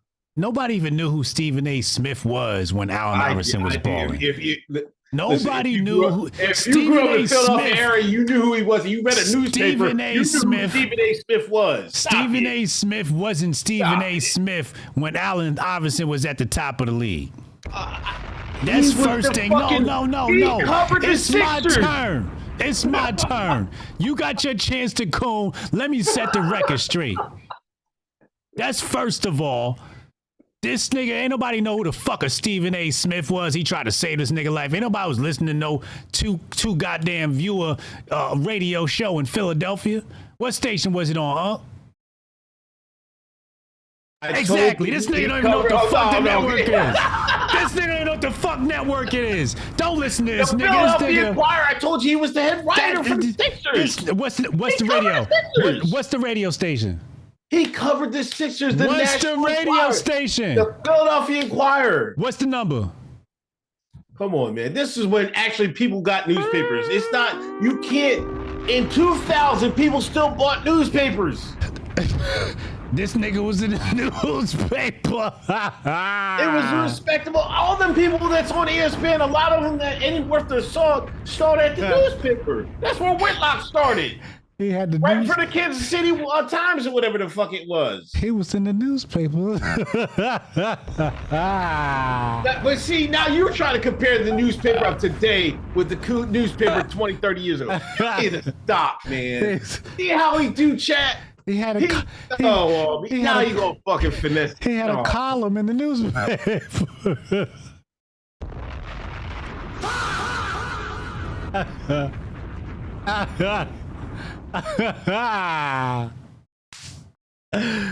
Fuck out of here with that bullshit. Second of all, let's deal with the accusations of AI being alcoholic. Don't nobody want to hear that shit. Don't nobody want to hear that shit. Alcoholism was prevalent in the NBA during them times. Michael Jordan used to show up drunk, nigga. Michael Jordan showed up drunk, nigga. Michael Jordan got 6 goddamn chips drunk, nigga. That nigga drunk till 4 a.m., left the golf course and hit the court. Alcohol don't hold you back on the court to give you superpowers, nigga. The fuck you talking about? Niggas was drunk back then, nigga. Niggas take 2 shots and hit the court. That's real nigga basketball. Fuck is you talking about? Nigga ain't go to practice. Nigga got drunk and still dropped 40 on niggas' heads. Obviously, the alcohol wasn't the motherfucking problem. The problem was the crackers. That's what the problem was. The crackers complaining about the nigga having braided hair. That's what the fuck I remember them talking about. Oh, Allen Iverson keeps braiding his hair. Oh, he won't put on a suit. Nobody said shit about no Hennessy when Allen Iverson showed up for the game. They was talking about the fact that the nigga was dressing like a rapper and had braids in his hair. That's what the fucking problem was. Michael Jordan showed up looking like a goddamn roster with yellow and red in his eyes and dropped 55 points in your ass with the flu, drunk off Hennessy. And nobody said shit. Michael Jordan had a gambling problem. Michael Jordan was playing 25 goddamn different sports, drunk as shit. Drunk. Nobody said shit. Well, the mob said something about his dad. That's when they killed his dad and made him sit Here down. we go with this shit. No, Here we go with this shit. What the hell are you talking about, man? Here we go. Here we go with this shit. Huh? Yo, thank you, Tana. Niggas was definitely sauce in a variety of ways in the old NBA, and the games were way more entertaining than they are now. Thank you, Tana. AI changed the culture of the league. We not about to sit up here and act like AI was some fucking belligerent drunk and he couldn't hold his alcohol. We not finna do that. We not retelling the story of AI like that. Listen. Because Stephen A. Smith want to attack black men. Nobody in this chat has watched more NBA Iverson games than me. I guarantee that. Yes, he'll tell you himself he had a drinking problem. All I'm saying, he was top 5 with the drinking problem. All I'm saying, and this is what Stephen A. Smith said. He said he's drinking too much. He's got to stop. He got to take better care of himself. He felt he owed Iverson that because they was close. And Iverson don't got no beef with him. He said his family. Sometimes it's cool to get somebody to check you and shit. No. What happened was Stephen A. Smith learned early on how to get to the top, and that's tearing down another black man. First of all, you supposed to be writing about sports. I want to hear about assists. I want to hear about fucking rebounds and shooting percentages. I don't want to know what the fuck that nigga doing off the court. I don't care if that nigga bought 2 hookers and 12 shots of Henny. I want to hear about basketball.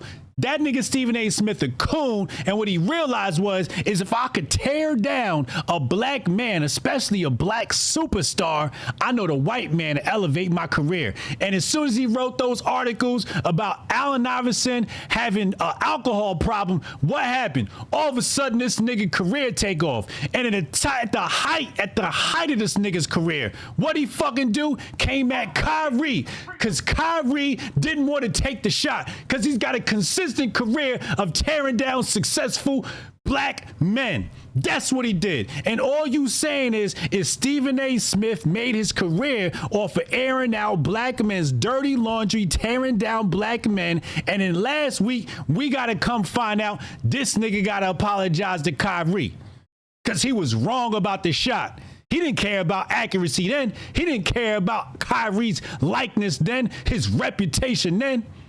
When he got suspended from the league and couldn't play for the league, he didn't care about his career then.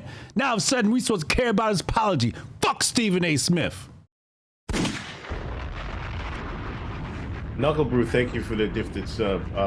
Coach Glasgow, thank you for the 2 gifted. Wealth Enforcer, thank you for the gifted. Hold on, I want to talk to you. Some of y'all in chat or got it fucked up. What the fuck I'm saying? People are human. People have faults in whole nine. Me, I'm not holding anything against Iverson for his drinking problem. I've had drinking problems in my fucking past. I'm not like you niggas. I don't judge people because the motherfucker was alcoholic. I don't think the worst of them and shit like that. The motherfucker just had a problem. If you grew up in Bad News, Virginia, I assume most of y'all would have had some of the same problems. But I'm saying, all I said was he could have been a better player. And that's crazy to say that. That's crazy to say that, how good he was. And Q Gordon, I guarantee I watched more fucking games of this nigga than that nigga than you. I guarantee you. The fuck out of here with this shit. But I'm supposed to fucking take the back of the National Association of Black Journalists. Where was the National Association of Black Journalists during COVID? What did they have to say? Nah, you niggas want to talk some shit. Let's talk some shit. What did the NABJ say about COVID and say about Fauci? Fuck them niggas too. They ain't say a goddamn thing. I ain't trusting no organization that got BJ in their names. That's a pause for me. Fuck them niggas too. Them niggas is coons. Them niggas is king coons. I don't like none of these niggas. Jamel Hill, Stephen A. Smith, BJ. We got one. So you're saying we got one coon calling the other coon, calling the other coon. Yes. Exactly. It's coon problems. That's why you right in the middle of it. That's why you over here defending coons. That's what the fuck is going on. Yeah, it's coonception out this motherfucker.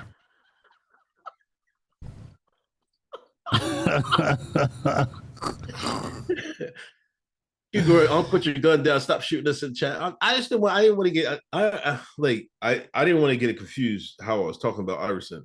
He's my all-time favorite basketball player all the time. I'm just saying.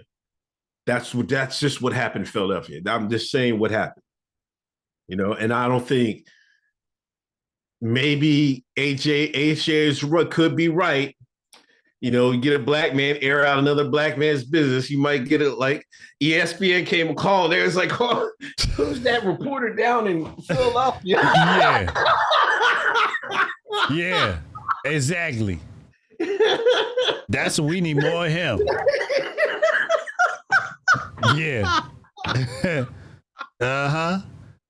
Nigga went from newspaper to ESPN overnight. Yeah. He know the game. He know the game just like Jason Whitlock know the game. But if you there's 2 routes to fame in media. One of them is the Roland Martin route. Okay? And basically that requires you to bend over and let the white man fuck you in the ass. That's the left. The left, you got to bend over and take it in the butt. Okay? That's how the left operate, because they gay over there. They gay, trans, some more shit. Okay? On the right wing, you got to tear down niggas. That's what Jason Whitlock, Stephen A. Smith, that's what they do. Okay? Tear down niggas. If you look, both of them are in a situation where they tear down black people. Roland Martin tears down black people by turning them gay. The other ones tear down black people by turning them into thugs, criminals, infidels, etc., etc. Either way, you've got to be against black male heterosexuality. If you can come at a heterosexual male who is the number one enemy on this planet, number one target, public enemy number one is the black male, the African male. Public enemy number one. If you can either make him look bad by bending over and taking it in the butt, or screwing him over, the white man will put you on top. Oh, this a real Hotep, bro. That's how the game go. That's why Whitlock is semi-successful, because he makes his bread off of tearing down black people. Chat. That's how close he was when he was up on Gutfeld.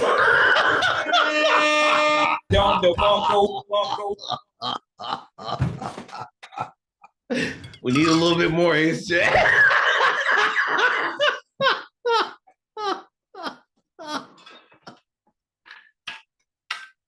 Word on the street is I got suspended because I wouldn't throw Carmelo under the bus.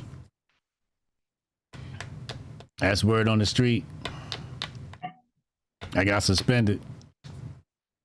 Okay. That's what you got to do. There's a certain price you got to pay if you want to be in right-wing media.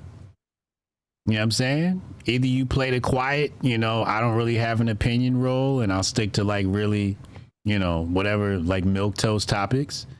But you can't really speak out in benefit of the black man. You can't do it. You can't do it. You know what I'm saying? And when the Carmelo case came around, Fox canceled my appearance. They canceled my appearance. I don't know if it's because of that or something else, but, I'm suspended for right now. Because I'm a real nigga. Like I said, the realest nigga on this podcast.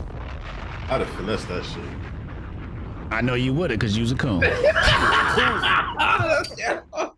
You would have finessed that shit. You know what I'm saying?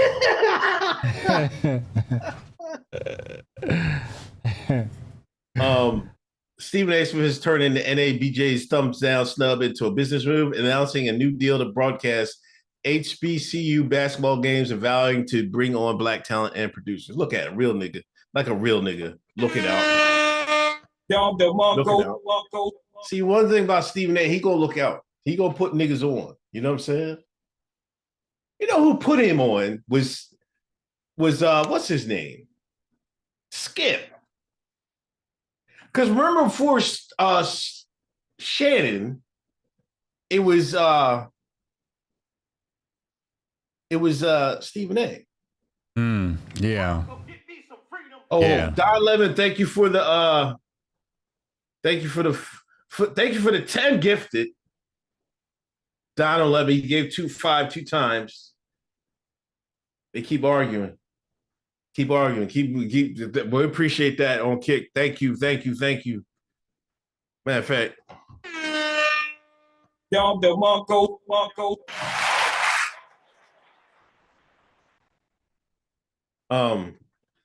But yeah, we'll see what Stephen A. does, man. We'll see what he does, man. I think he's gonna put some niggas on. He knows that's a way. How you get the coon stain off your jacket? By being a real nigga, maybe? Yeah, but how do you define? Like, does he have to put a couple people on? He does HBCUs. What does he do? I see he's trying to get his daughter on. You know what I mean? None of that matters. What does he need to do? There's nothing he can do. You can't be a real nigga and keep your career. No, but he can get the coon stain off his jacket. No, you can't. You did it. What are you talking about? I never had it. Oh my God, Jesus Lord! When did I have the coon stand? Come on, man. When did I have the coon stand? You've had it a few times. When? Let's be for real. When? Bro, when you called that lady James fucking Brown in front of the white folks. Right? I don't like her. No.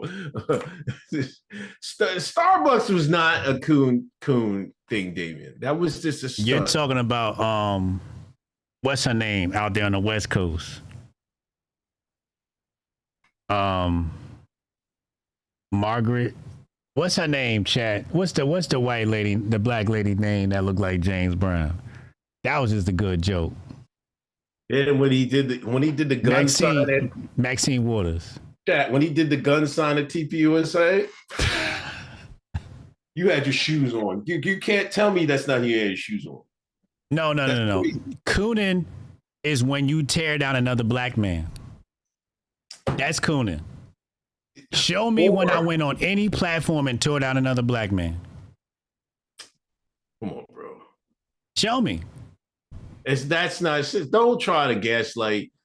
That's not the only way you can coon. That is the primary way to coon. No, that is literally cooning. When you shuck and jive, you can shuck and jive. I kept it real. All right, let me ask you this. All right. What happened after that TPUSA picture? Tell the chat what happened. Somebody went through somebody's tweets and found some questionable fucking statements. And what happened? You got removed from... I got kicked out. Real nigga shit. Oh, my God. Real nigga shit. Real nigga since day one. I was in TPUSA for 1 day. 1 day, chat. They was like, we gotta get rid of this nigga. I was the first nigga kicked out of TPUSA. I was the first nigga Charlie Kirk kicked out of TPUSA is Hotep Jesus. Hotep Jesus? You know what's funny about that? Is that he kicked you out for that, but now let's fast forward. Now look at the surrounding about his death. Ain't that strange? You know, you think about it like, hold up, man. You was defending him to the death. When HJ was involved, you had to get rid of HJ. He was too hot. But then, fast forward before your death, you was talking another way. Now you ain't here no more, but that's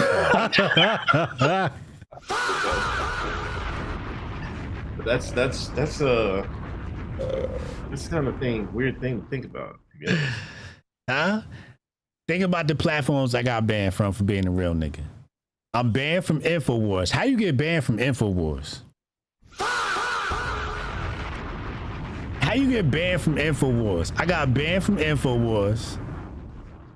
I might be suspended from Fox right now. And I got banned from TPUSA. Never got invited to CPAC.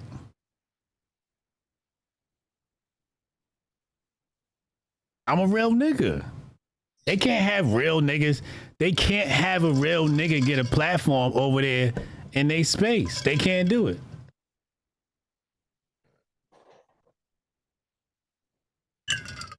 Candace said I'm banned from Fox. I might be banned from Fox. I might be. Temple still got you? I can still get an audience at Temple. Shout out to Temple. PBD took my invite 2 years ago. I got banned from PBD. Yeah, you're right, Tanar. You know what I'm saying? I'm the realest nigga on this podcast. You was the one up there kicking with them niggas with your MAGA hat on in the early days. Don't forget you was the first nigga with a MAGA hat. Trump dropped that red hat. This nigga he ran straight to that store and bought a hat. First nigga with the MAGA hat right here. He started it off. Candace Owens, That's her grandfather right there. This nigga right here is her grandfather. He sparked that whole black conservative shit off. Niggas ain't think it was possible till Uncle Hotep put the MAGA hat on. By the time niggas put the MAGA hat on, Unc took it off.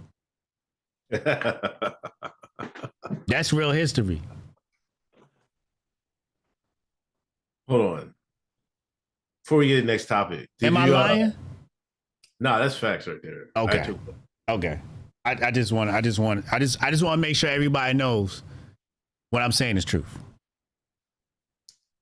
All right, before we get to the next topic, let's sidebar. Because somebody mentioned, I seen somebody her name in the chat. They had a big thing, Candace versus debate. I didn't watch any of it. I just watched a clip of one thing. What the fuck, man? Why is this still a thing? Why is this guy who's like, now they're grifting off. My thing is, I don't even think they care about Charlie. Say it again. They don't even care about Charlie. They're just grifting off Candace. There you go. Candace has become so big of a grift enigma. People grifting off her. That's how big she's got. Who told everybody that? Hotep Jesus. On Tim Pool, I say, yo, Tim, Candace is the grift. Go look at the tape. I think it was Thanksgiving week 2025. I told Tim Pool Candace Owens was the grift. And everybody ran and ran with it. And real one seen it. She's the grift. You just giving out plays to the right wing again. I'm a benevolent dictator. Oh my God. Brian Belichick. Called plays and shit. What the fuck, man? You know what I'm saying? Sometimes you got to send your enemy off in one direction while you go another direction. See, it looked like I'm calling plays, but really I'm misdirecting niggas and they can't catch on yet. All they doing is burying their reputation. Because Andrew got cooked in that debate. That's what I'm hearing. He got cooked. Final consensus is Andrew got cooked. But he shouldn't even be like... Exactly. He had no business doing that. But he wanted to clout chase so fucking much and wasn't prepared for the debate. And she mollywopped that nigga. With no arguments. Keep in mind, Candace Owens has no evidence for any of the claims she makes. She doesn't even have a line of thought. Not even a line of thought. Forget evidence. Do you have a line of thought? Can you make me follow the sequence of thoughts that lead me to a conclusion? She didn't even have that, and the nigga still lost the debate. And his baby mama got 2 baby daddies. And she got paid $300K. This is what the fuck was going on. How you lose to somebody with no evidence, with no substance, and no argument? Popovich.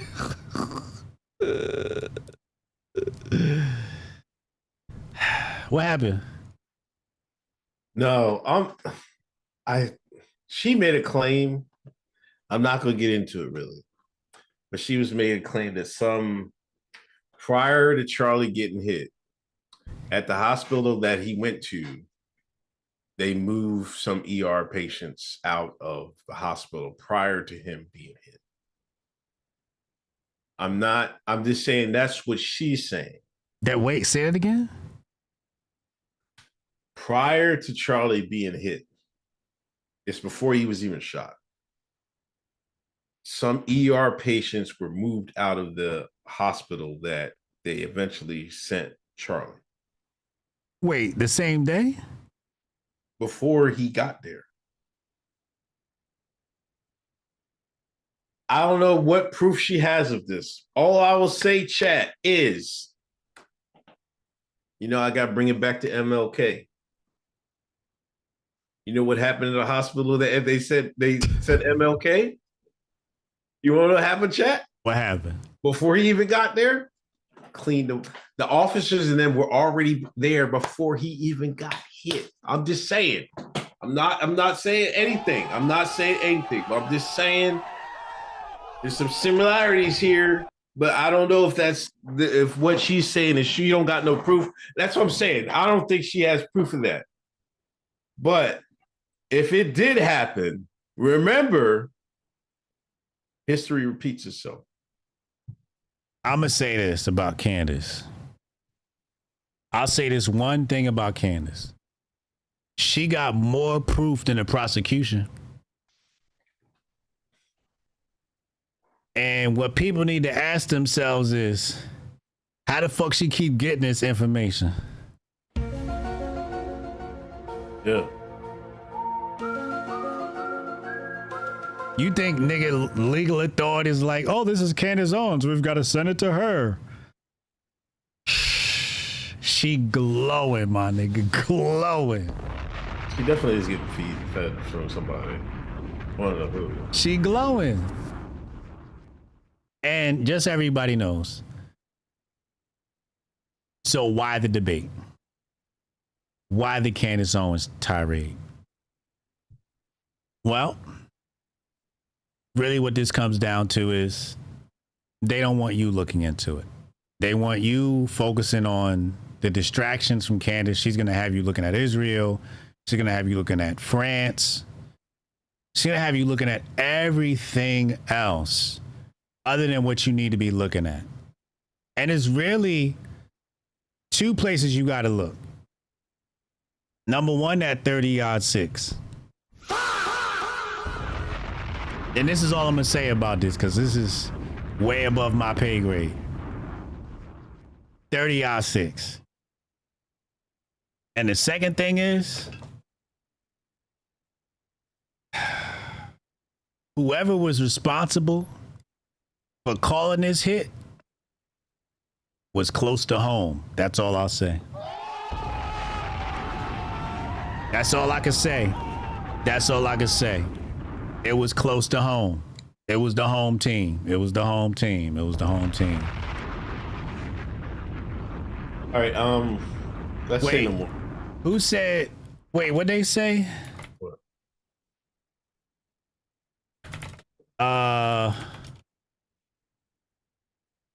Who said dead rappers get better promotion? Kiss, Jadakiss, man. No, before that. It was before him. But Kiss did say it. Kiss, let's just give it Jadakiss. Dead rappers get better promotion. Okay? Unless it was Cameron. Was it Cameron said it first? There's a bunch of people said or it. Biggie.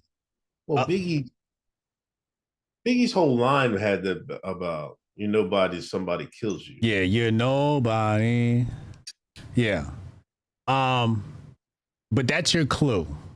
That's your clue. Dead rappers get better promotion. So if you, I'm gonna just leave it there. All right, next up. Versus tonight, Joe versus Donnell Jones. Tonight we get one of the best versus matchups in a while. Joe versus Donnell Jones. Who you got? Nerd is going with the king of dirty macking, Joe. Yeah. I got Joe. It's not even close. I fucks with Donnell Jones. Donnell Jones got some records, but I gotta go with Joe. He's a different level. I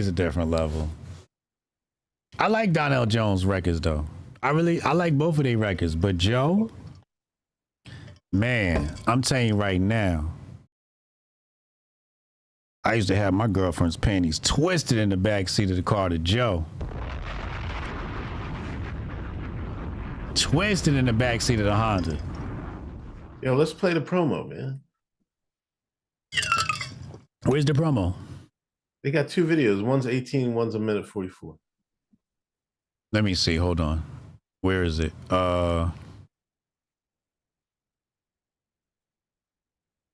Wait, what? Versus Wait, the first one from Versus Online? Yeah. All right, let's bring this up. You ready? Yeah, good. All right, 3, 2, 1. Yo, what's up? It's your boy Donnell Jones. It's Versus, you know. It's me and Joe. I know a lot of y'all out there want this to be a battle, but this is really about black excellence, man. Us really sharing the stage together and sharing our catalogs, man. I mean, you know, we've been in this game for about 30 years, man. So, you know, big shout out to y'all, man, for rocking with us. And can't wait to see y'all there. All right? Yo. Okay. All right. Real humble like. Sound like a nigga that knew he's about to get smoked. That's how niggas that know no, it's not a battle. It's just black excellence. Yeah, he's about to get smoked. Let's go to the second video. He's cooked. You ready? Huh? All right, here we go. 3, 2, 1, go. People are talking online right now, and there's a lot of slander saying like, yo, how do you put Joe in the same category as Donnell Jones? No diss on Donnell Jones, but like, you have like MVP stats with your like #1 songs, like all this stuff. Do you feel like people need to give Donnell a break? Does he match up to you? Oh, 1000%, man. Really? Donnell is one of the true R&B legends. I think they're gonna see at this versus what he has in his bag. I mean, yeah, give him some respect. I mean, I think what we do, what we bring to the table is very difficult. It's very hard. It's, you know, to be a vocalist, and Donnell has that ability to be a songwriter, you know, and producer and a performer. So he's a triple threat. Use Claude on ChatGPT, you know, like ChatGPT or whatever, Okay. AI, and ask the AI, like who, because we to us it wasn't him. Who else could, like, from his era, from his exact time frame, would be the proper verses? And Kels. Clyde couldn't come up That's with crazy. nothing. That's Clyde wild. actually said the closest argument was Donnell, but like it didn't quite. crazy. Yeah, Clyde is with you, man. I mean, it's sick, man. I mean, I'm a bold guy. I like to go up against the greats. I mean, I would have went up against R. Kelly if he was out. Yo, that's what I was gonna say. And doing his thing, but Yeah. you know, even though he'd have swept me. So if the situation with R. Kelly hadn't gone that way, right? Oh, it'd have been crazy. It would have been you and Kelly. I'd have went for him. Yeah, I'd have came for him. Absolutely, I'd have came for him. You know? You probably hear. Cows is the GOAT. Only cows, yo. Cows. Niggas know. He was like, you saw what Joe said. He's like, man, Kelly would have swept me. He would have swept me. Kelly the truth. I'm seeing some Donnell has some songwriting, co-written songs for Usher, Brownstone, Silk, and Jodeci. Donnell Jones he's not a slouch. We're not taking anything away from him. Donnell Jones, where I wanna be. Nigga, Donnell Jones got some shit. He got some shit. I fucks with Donnell Jones. But Joe? Joe is different. Yeah, Glam. Joe's different. Joe's different. Hold up. Nerd, Glam just reminded me. You know, she's our Rock Nation correspondent. And I'm looking in this Black Twitter report, and there's a certain video that's been missing that hit the streets this week that people were talking about. There was a video of Beyonce in the studio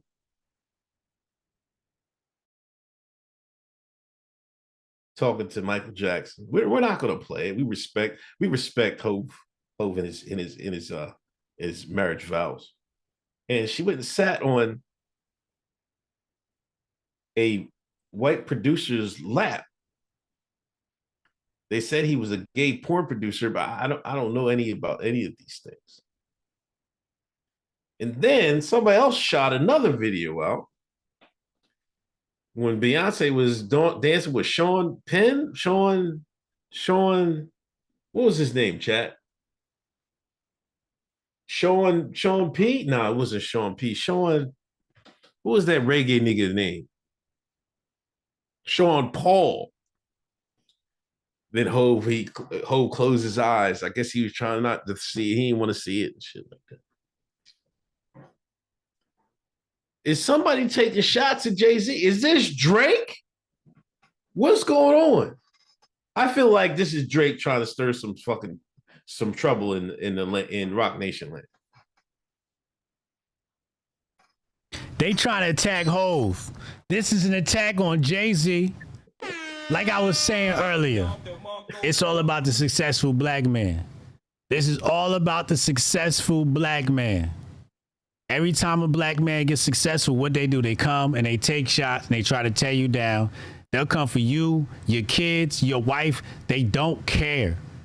If you a black man and you successful, get the fuck out of America as quick as possible, because they coming for you, my nigga. They coming for you. They don't let you be successful without taking shots on the way out. Look what they did to Russell Simmons. They do it to all our greats. Look what they did to Robert Kelly. Look what they did to Bill Cosby. They get them all out of here. Look what they did to Denzel. They made Denzel kiss a white man. Oh my God, it was not on film. They made Denzel kiss a white man and admit to doing dope. We ain't know Denzel was doing dope. They told us they made him tell us he was doing dope. Kissing white people. He's a method actor. That was not on film. He was kissing white men on the lips. Oh my God, I think he was pulling y'all leg with that shit too. He was kissing white men on the lips. I seen the movie. It wasn't even in that film. He said they cut it. He said they cut that out of the film. So it wasn't even in it. You up here fucking caping and shit. Anyway, that's something that I think Drake is out here. And then Drake and Game dropped a new song. Do you listen to it? I don't listen to Drake. My devices are allergic to Drake. What about Game? He's cool. Game's cool. I'll be honest. I heard Game's verse. I didn't even get the Drake's verse. I didn't even hear it. But it's trash. I got the Game's verse. I was like, it's trash. I wasn't. But well, I have to listen to the whole thing when it fully released. I think it's just a snippet came out. But anyway, so yeah, that versus is on tonight. G Unit sneaker sells out in hours. Shout out to 50. Almost all sizes of Reebok G Unit sneakers are sold. You know what? I just went to the mall today. I bought my damn. It's back to school. They go to school Monday. Had to buy these little niggas fucking back to school shoes, man.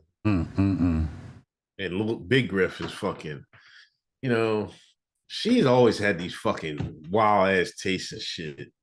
Like, she stopped being cheap a few years ago. Like, I can still get away with Little Griff with some cheap shit, even though I got her some Reebok. I mean, some Adidas today.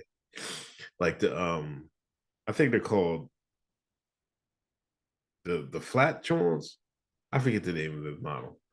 But anyway, Big Griff was like, Dad, you're gonna give me my shoes for back to school? This was last week before we went to Boston. I'm like, all right, whatever, man. Set it. What do you want? And she don't tell me. You just gonna text me. I hate these niggas with these text shit. Like, you be in the same house. I'll be downstairs. The motherfucker texting. I'm like, walk your ass downstairs and talk to me. Like, what the fuck? What are you texting me for in the same house? I be wanting to snap on that shit. Is that just me?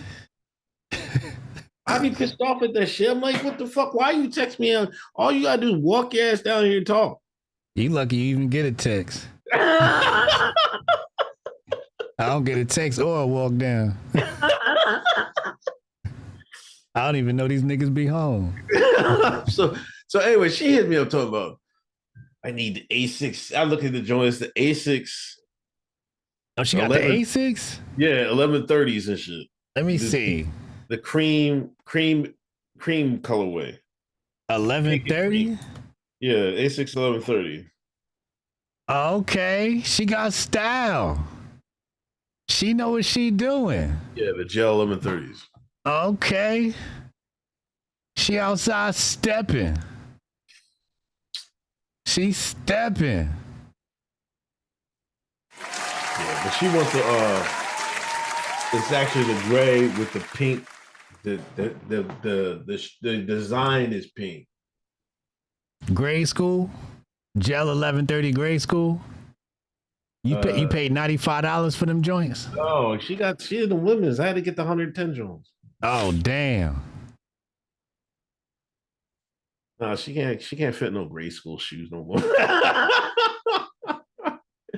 Them days is over with. I bought my oldest daughter some shoes recently. She sent me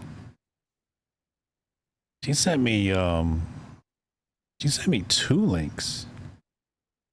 And these shits is, let me see. I'm looking at them now. These shits was $190. Right. Oh, okay. She got some. These shits is called Onitsuka Tiger. You know about them? No. Yeah, she got some Onitsuka Tiger sneakers. I don't know, some European brand or some shit. I don't fucking know. Them shits ran me $190. They say 50 just jumped on the stage with who did he jump on the stage with? Probably I want to say Joe?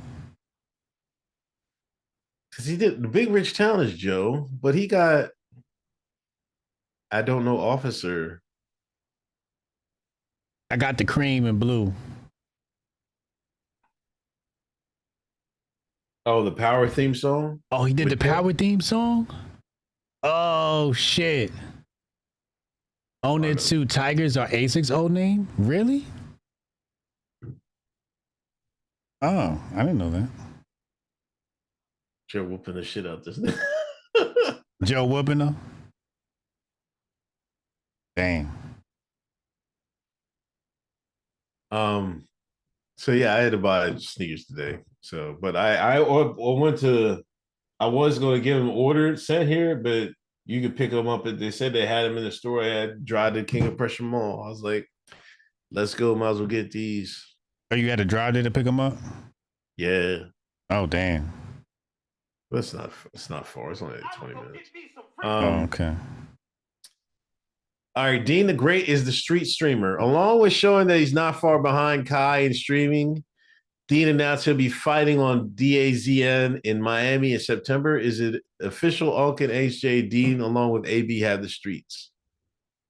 I got Dean and AB right now. It's not even close.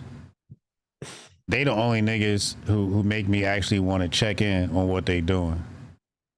It's real niggas streaming. You know, some of these other niggas, you know what I think it is?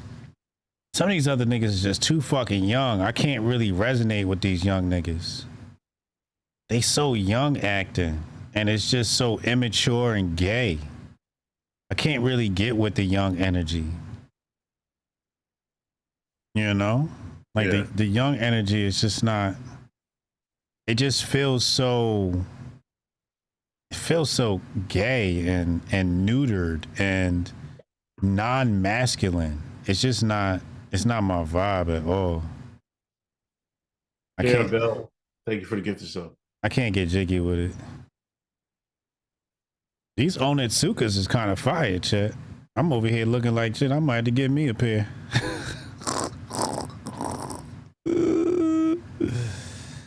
I need something to match my Angel Reese jersey for Hotep Con.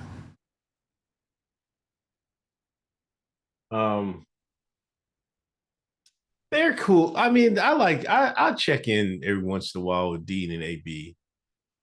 If I was listening, I would go speed above them, but I would probably tune in to Dean and AB before Kai. Yes. Speed just got it because he's international. And he be doing stunts and shit like that. But I got Dean over Kai right now. Also, the only other dude I watched DDG's Jones when he's on Twitch. I never got into his stuff. Because sometimes he be doing music and shit like that. But he was in I think he was in Africa last couple months ago, and I think he's going to Nigeria next month or something like that. Oh yeah? Yeah, he be doing that shit too. Oh, okay. And, Ben Nadon is pretty cool too, but other than that, I don't really fuck with it. Ben Nadon acts too young for me. It's too much self-deprecation in Ben Nadon's work for me to get jiggy with it. I need niggas to stand the fuck up and act like a real nigga around these hoes. I don't like when niggas be acting like bitches around hoes. Too much dick. It's too much dick licking. T-Pain is he's a good watch too. T-Pain?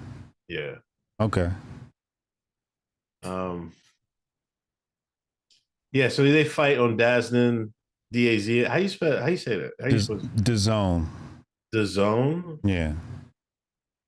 Why is DAZN like $45 a month? Because they be having all the fights. I was looking at it for soccer, and I'm like, $45? They got a lot of content, yo. Do they? Is it worth it? I mean, I ain't got it, nigga. I'm not signing up for that shit. I ain't signed up for shit. I ain't got nothing. I call Alchemist for the link. You know what I'm saying? They got NFL Game Pass on here. They got FIBA. They got content. They're like the Zeus network of sports. Yeah, but they just look like they got better shit than ESPN. Yeah. Yeah. They moving. They definitely doing their thing. Diamond DJ, I take Cash App, Zelle, Venmo, Donna, Lemon. I will instantly send it when the fight is over. Now these niggas betting on the fights. They went from books to fights. the betting on the fight. Oh my God. Don't fight me, fight your childhood trauma. These niggas is going at it in the fucking all night in the chat. This shit's hilarious. About what? I don't fucking know what started that shit. What they fighting about? Joe and Donnell? No, I don't know what happened, what started it. But what are they fighting about? The first it was books, and then I think they're fighting about who's gonna win this fight, I think. Which fight? The Dean versus Henry Cejudo. Oh, he got his fight scheduled? Yeah, September 26th. Dean versus who? Henry Cejudo. Cejudo. Let me see what this nigga look like. Let me see. Dean don't look in shape. Is this nigga Mexican? What is he? Cuban? Maybe? He's Cuban? I don't know. Is he from Miami? He's an ex-UFC fighter. Oh, fuck. Oh, God. Now, Dean ain't no slouch, though. He's Mexican. Wrestler. He was a wrestler. He got a glass jaw. Oh. He's Mexican. He's from Vegas. He got a glass jaw now? The nigga he's an LA Mexican. I don't know. As a result of his father's drug and alcohol abuse. I don't know, man. He's worn out. I mean, I wouldn't expect Dean to fight somebody that is like, you know what I'm saying? Right. Yeah. He's a streamer. I wouldn't expect him to. But I don't know. Dean doesn't look like he's strong. So he's gonna have to motherfucking move around that ring. And is Dean gonna whoop his ass? Is he? Boxers tend to do pretty good against MMA guys, but I don't know. I'll check it out though. You seen the quote? Clarissa Shields got another win. He's fighting fucking garbage cans, tomato cans, and all that other shit, man. Don't nobody else want to come outside. I mean, I don't know. She's in a league of her own, evidently, but there's nobody. I think there's a couple people online that be trying to talk crazy, but they're gonna need somebody that can hit hard. Like these other women can't hit hard. She hit like a nigga. But I don't think. I don't know. I'm gonna leave it alone. She hit like a nigga. I'm telling you right now, you don't want no sauce. But she fighting chumps, man. I'm sorry. She fighting chumps? But that's all there's out there for her. That's what I was about to say. There's not like her size. She can't if she could fight that one girl. There's a one light-skinned girl that can fight a little bit, but she's like different weight class. Yeah. I forget her name. Yeah. What's her name, Chad? The other girl that's really good boxer. Layla don't want to come outside. Layla Ali don't want to come outside, but she's old though. Yeah, I mean, come on, man. That's just like that's elderly abuse, man. She got to fight Imani Khalif. Yeah, Baumgartner. That's it. Alicia Baumgartner. Yeah, that's the other one. Yeah, but the GOAT got another W. You seen Ray J versus Orlando Brown? Yeah. Talking heavy, holding the belt and everything. What the fuck? Go ahead somewhere, babe, Ray J. That nigga was supposed to die like 6 months ago. Remember that? That nigga said, I'm gonna live my last on my deathbed and shit. This nigga out here fighting and shit. Why can't it send me the video at TPUSA? So when I go wrong, with me throwing up the guns. This is crazy, Chad. Is this me and Charlie? Is this me and Charlie Kirk? No way this nigga got a video of me and Charlie Kirk.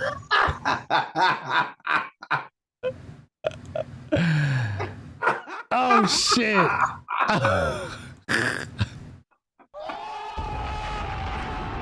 Oh my gosh.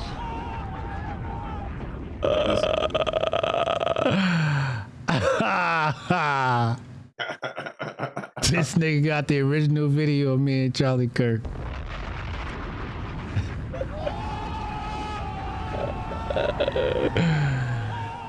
And I threw up the guns. With Charlie? Oh, that's nasty work. That is nasty work. Not the guns with Charlie. Prophetic. Now we know why they kick HJ out. Oh man, I was making it hot.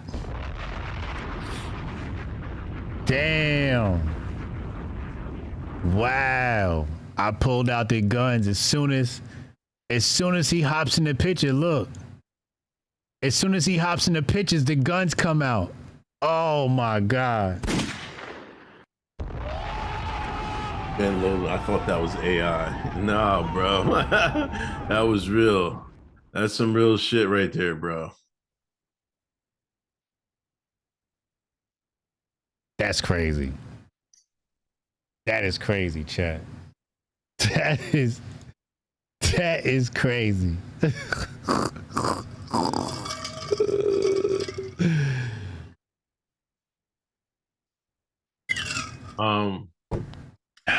You be keeping up. I guess Keefy D's on trial. You keep up with any of that? Oh, the Tupac shit? Yeah. They trying to take they trying to lock down they trying to put the coffin in Diddy. It's a wrap for Diddy. They trying to say Diddy was involved in some more shit, so Diddy might be going down.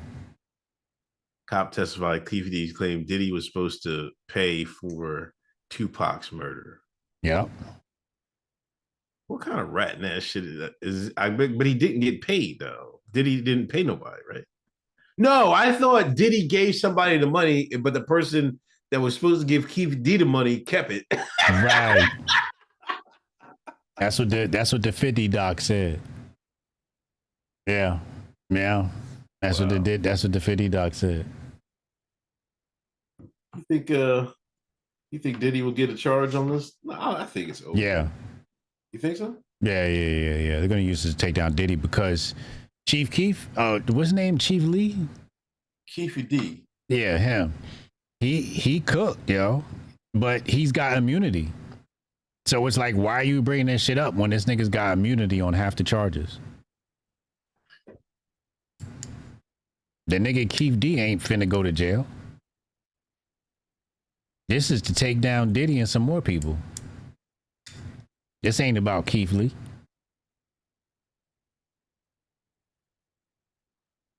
Yeah, Keefe said he called his other book. Keefe did go calling a witness a fucking rat in court.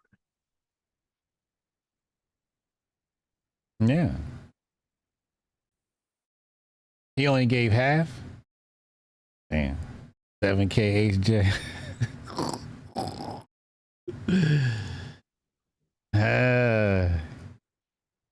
Shit, Diddy supposed to be home in a couple years, right? He was supposed to be home by Christmas.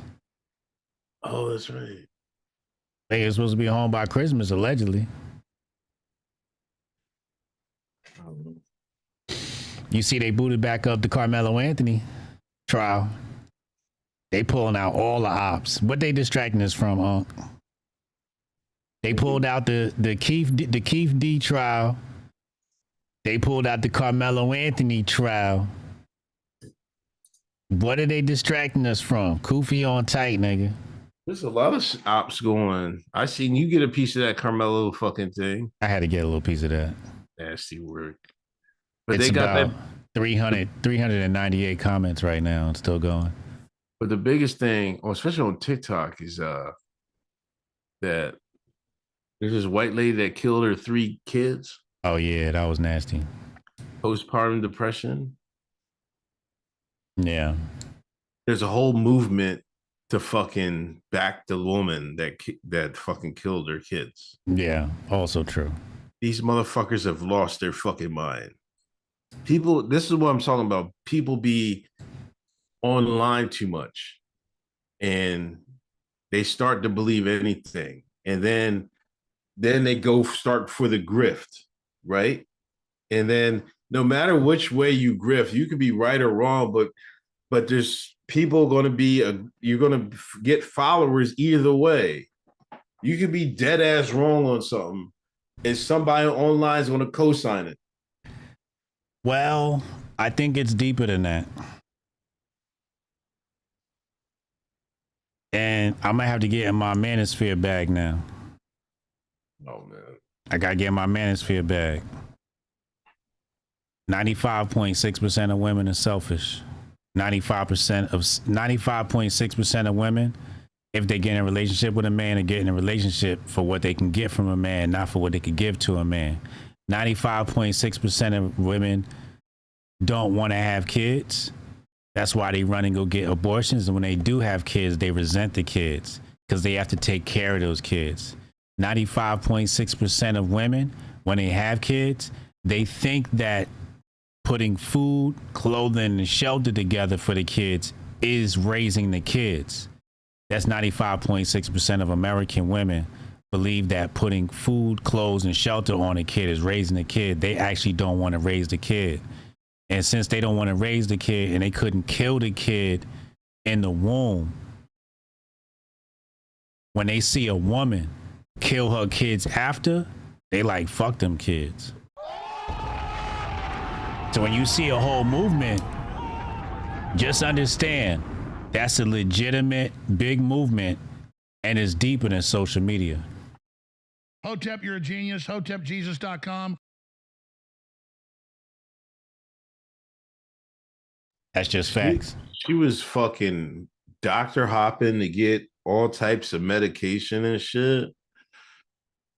I think she got on that shit just to fucking do it. She got on medication to do it? The SSRIs and shit. To help her pull the shit off? Yeah. Yeah, to numb you. Yeah, then pull the fucking insanity plea. I can't believe people are so fucking like. I'm like I mean, okay, postpartum depression is a thing, right? Okay, but that doesn't excuse. People are making that excuse. People are saying everybody failed her. No, she failed herself. Like, just because you're depressed doesn't, you still got to get yourself out of it. Nobody's going to get you out of your depression except you. Not the drugs, not the therapist, not your husband, you. That's what she's supposed to do. And people want to wear pink for her. Like, what? Like, man, I was so pissed off at TikTok today, man. I was like, man, why are you showing this in my algorithm? I was going to get heated. Then I finally got to some people that were speaking some fucking sense. Like, damn, 3 kids is dead. 3. And she tried to jump out the goddamn window. Like, come the fuck on. Only reason having a trial because she didn't do herself in right. Postpartum stress, hormonal shifts, and severe sleep deprivation can cause intense frustration, anger, and resentment toward children and family.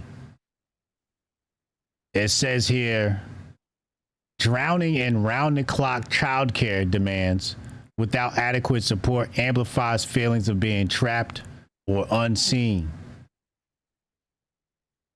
Women have children and don't want them. That's real talk. They don't want them kids. This is some American shit. You ain't ever heard of no damn postpartum until Western civilization. It didn't exist prior. Hotep, you're a genius. HotepJesus.com. There was no postpartum depression in Kemet. That's Western civilization. So a lot goes into this. Mostly because people don't understand childcare. Like, I give you a good example. People don't understand childcare. There's a chemical inside breast milk that puts children to sleep. I forget what it's called. Chad, what's that chemical inside breast milk that puts the baby to sleep? And a lot of these women don't breastfeed. So they be having trouble putting the baby to sleep. And it's because, well, you know, you fucking your kids up with that fake milk. So they be giving them niggas Similac and what's the other one? Similac and Estro milk or some shit like that. Is it melatonin's in there? Yeah. And it put the baby Enfamil, thank you. Enfamil. Nah, I don't think it's tryptophan. You know what I'm saying? But I'm bringing breastfeeding pumps to HotepCon. You know what I'm saying? Real talk, you know, and that be the problem. The Western Civ way of raising children, first of all, you got to understand when they give birth, the amount of drugs they pump into women when they give birth, how they give birth. So you got drugs pumped in while you giving birth. Then they put you in those extreme circumstances. So now you taking pills after birth. Then you got the stress of taking care of the baby. And then there's actually an exchange during breastfeeding, right? Like if I type in benefits for the mother when from breastfeeding, watch it says breastfeeding provides significant physical and emotional advantages for mother. It helps the uterus shrink back to its normal size, burns calories to add weight loss, and releases calming hormones like oxytocin that reduce stress and lower the risk of postpartum depression. It's right here. I'm Hotep. This is what we do. It says right here, lowers the risk of postpartum depression. So what they do is they put the baby on the bottle, the Enfamil and all that bullshit, and then it hurts the baby and hurts the mother because her oxytocin levels. Now her vasopressin is out the roof, and some more shit. You know what I'm saying? Breast milk changes with the baby age and if the child is ill. Facts. And the babies are happier bonded with mom. So when you got the Western way of doing shit and you put the baby immediately on a bottle, your body's not finding homeostasis and the baby's body's not finding homeostasis. And plus you're an American woman, so you ain't want the baby in the first place. So you wild out and you kill them. And then you get the other women who got chemical imbalances and they're going, yeah, do that shit, girl.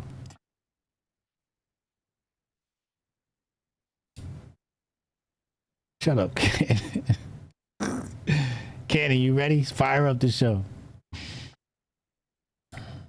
I bet they don't sleep in the same bed as their baby. Uh-oh, here we go. Here we go. My baby's still sleeping in the fucking bed. That motherfucker 5 years old. That motherfucker still ain't got her bed. Kick me in my head every night. I almost broke my nose one night. She kicked me in the face. But that's the issue, man. Western Civ, man.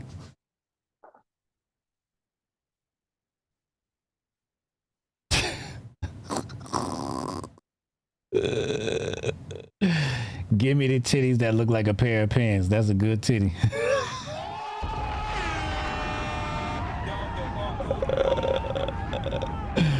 My sons are 15 months and 4 months. They have slept in the bed with us since day one coming home. Man, I brought the baby home. The baby slept right on my chest. Day one. Day one, the baby slept on my chest.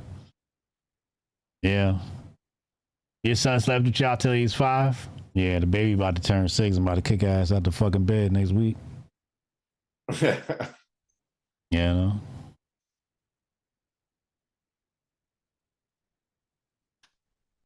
Yeah. The thumbnail for this stream is fire. Shout out graphics guy Renee. Shout out Renee. Somebody said maybe oxytocin isn't in food, but spending time with your baby or mother generates oxytocin for both.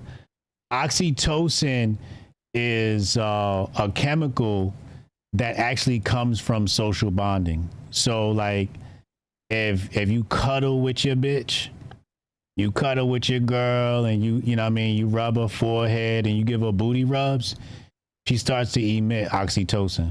It's a social bonding chemical. Of course, when my son comes in and see what I'm talking about, AJ start talking about he know what's going on. Yeah, it's the love hormone. Yeah. And so, Unc, did you know that there's a whole gene?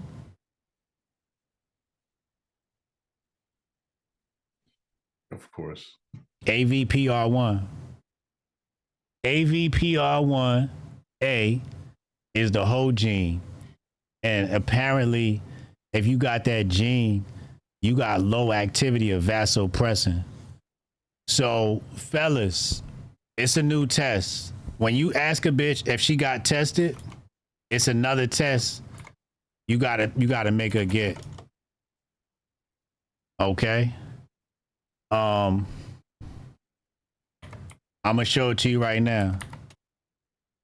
Here it go right here. It's to tell you if your girl's a hoe or not. It's right here. DNA female infidelity gene test. It's about $150. All you gotta do is get a little swab from inside her mouth, get that DNA, send it back, and test 5 genetic changes in the AVPR1A gene. Women with one or more of these variants have increased likelihood of extra pair mating or cheating.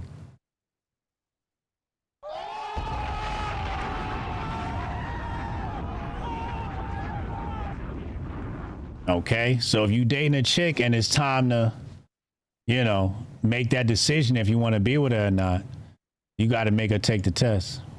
Hotep, you're a genius. HotepJesus.com.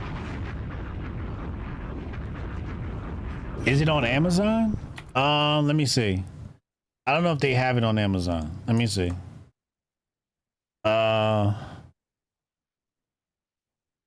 No, I don't see it here on Amazon. But you can get it from an independent folk. AVPR1. Candace said, I'm good. She might ask me for one too. Tell her no. Stand 10 toes down. Tell her I ain't taking one. You take one, motherfucker. You the hoe. AVPR1A. It's on my Instagram. Right there. HJ, I told my wife to take the test and she almost slapped me. I thought you said she would be willing to. You ain't got control over your chick. You got to get control over your chick. That ain't my fault you ain't got control of your female. Huh? You better check your pants. You better check your pants. Make sure your pants is on. You know what I'm saying? HJ gonna get y'all arrested? Hey, listen. I can only give y'all the information. I can't make you act on it. Hotep, you're a genius. HotepJesus.com. Somebody asked, they don't make one for men? Technically, men don't need one. Men are supposed to have multiple partners. Hotep, you're a genius. HotepJesus.com.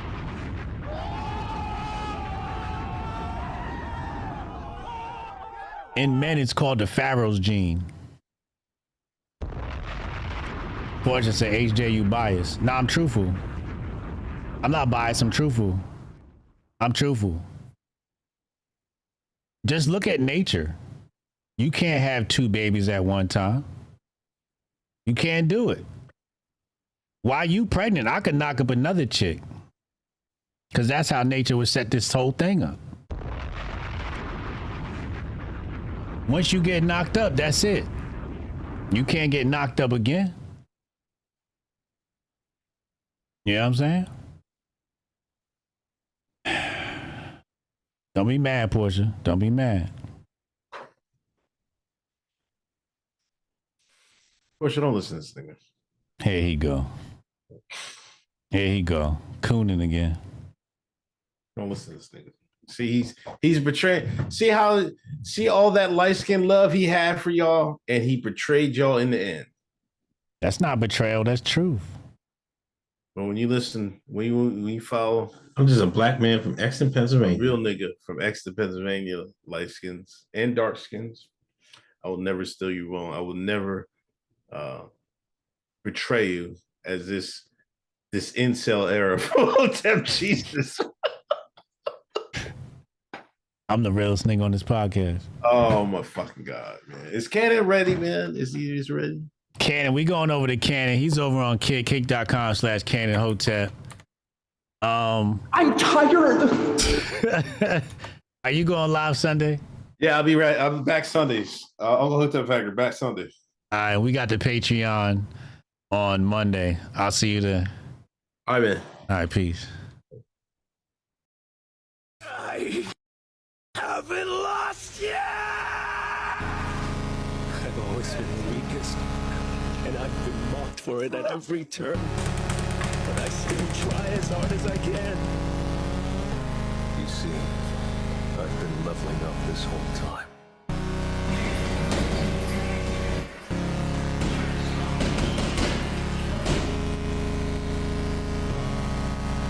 I won't give in to fear. I can't get stronger that way. I'll fight, level up, and take what's mine.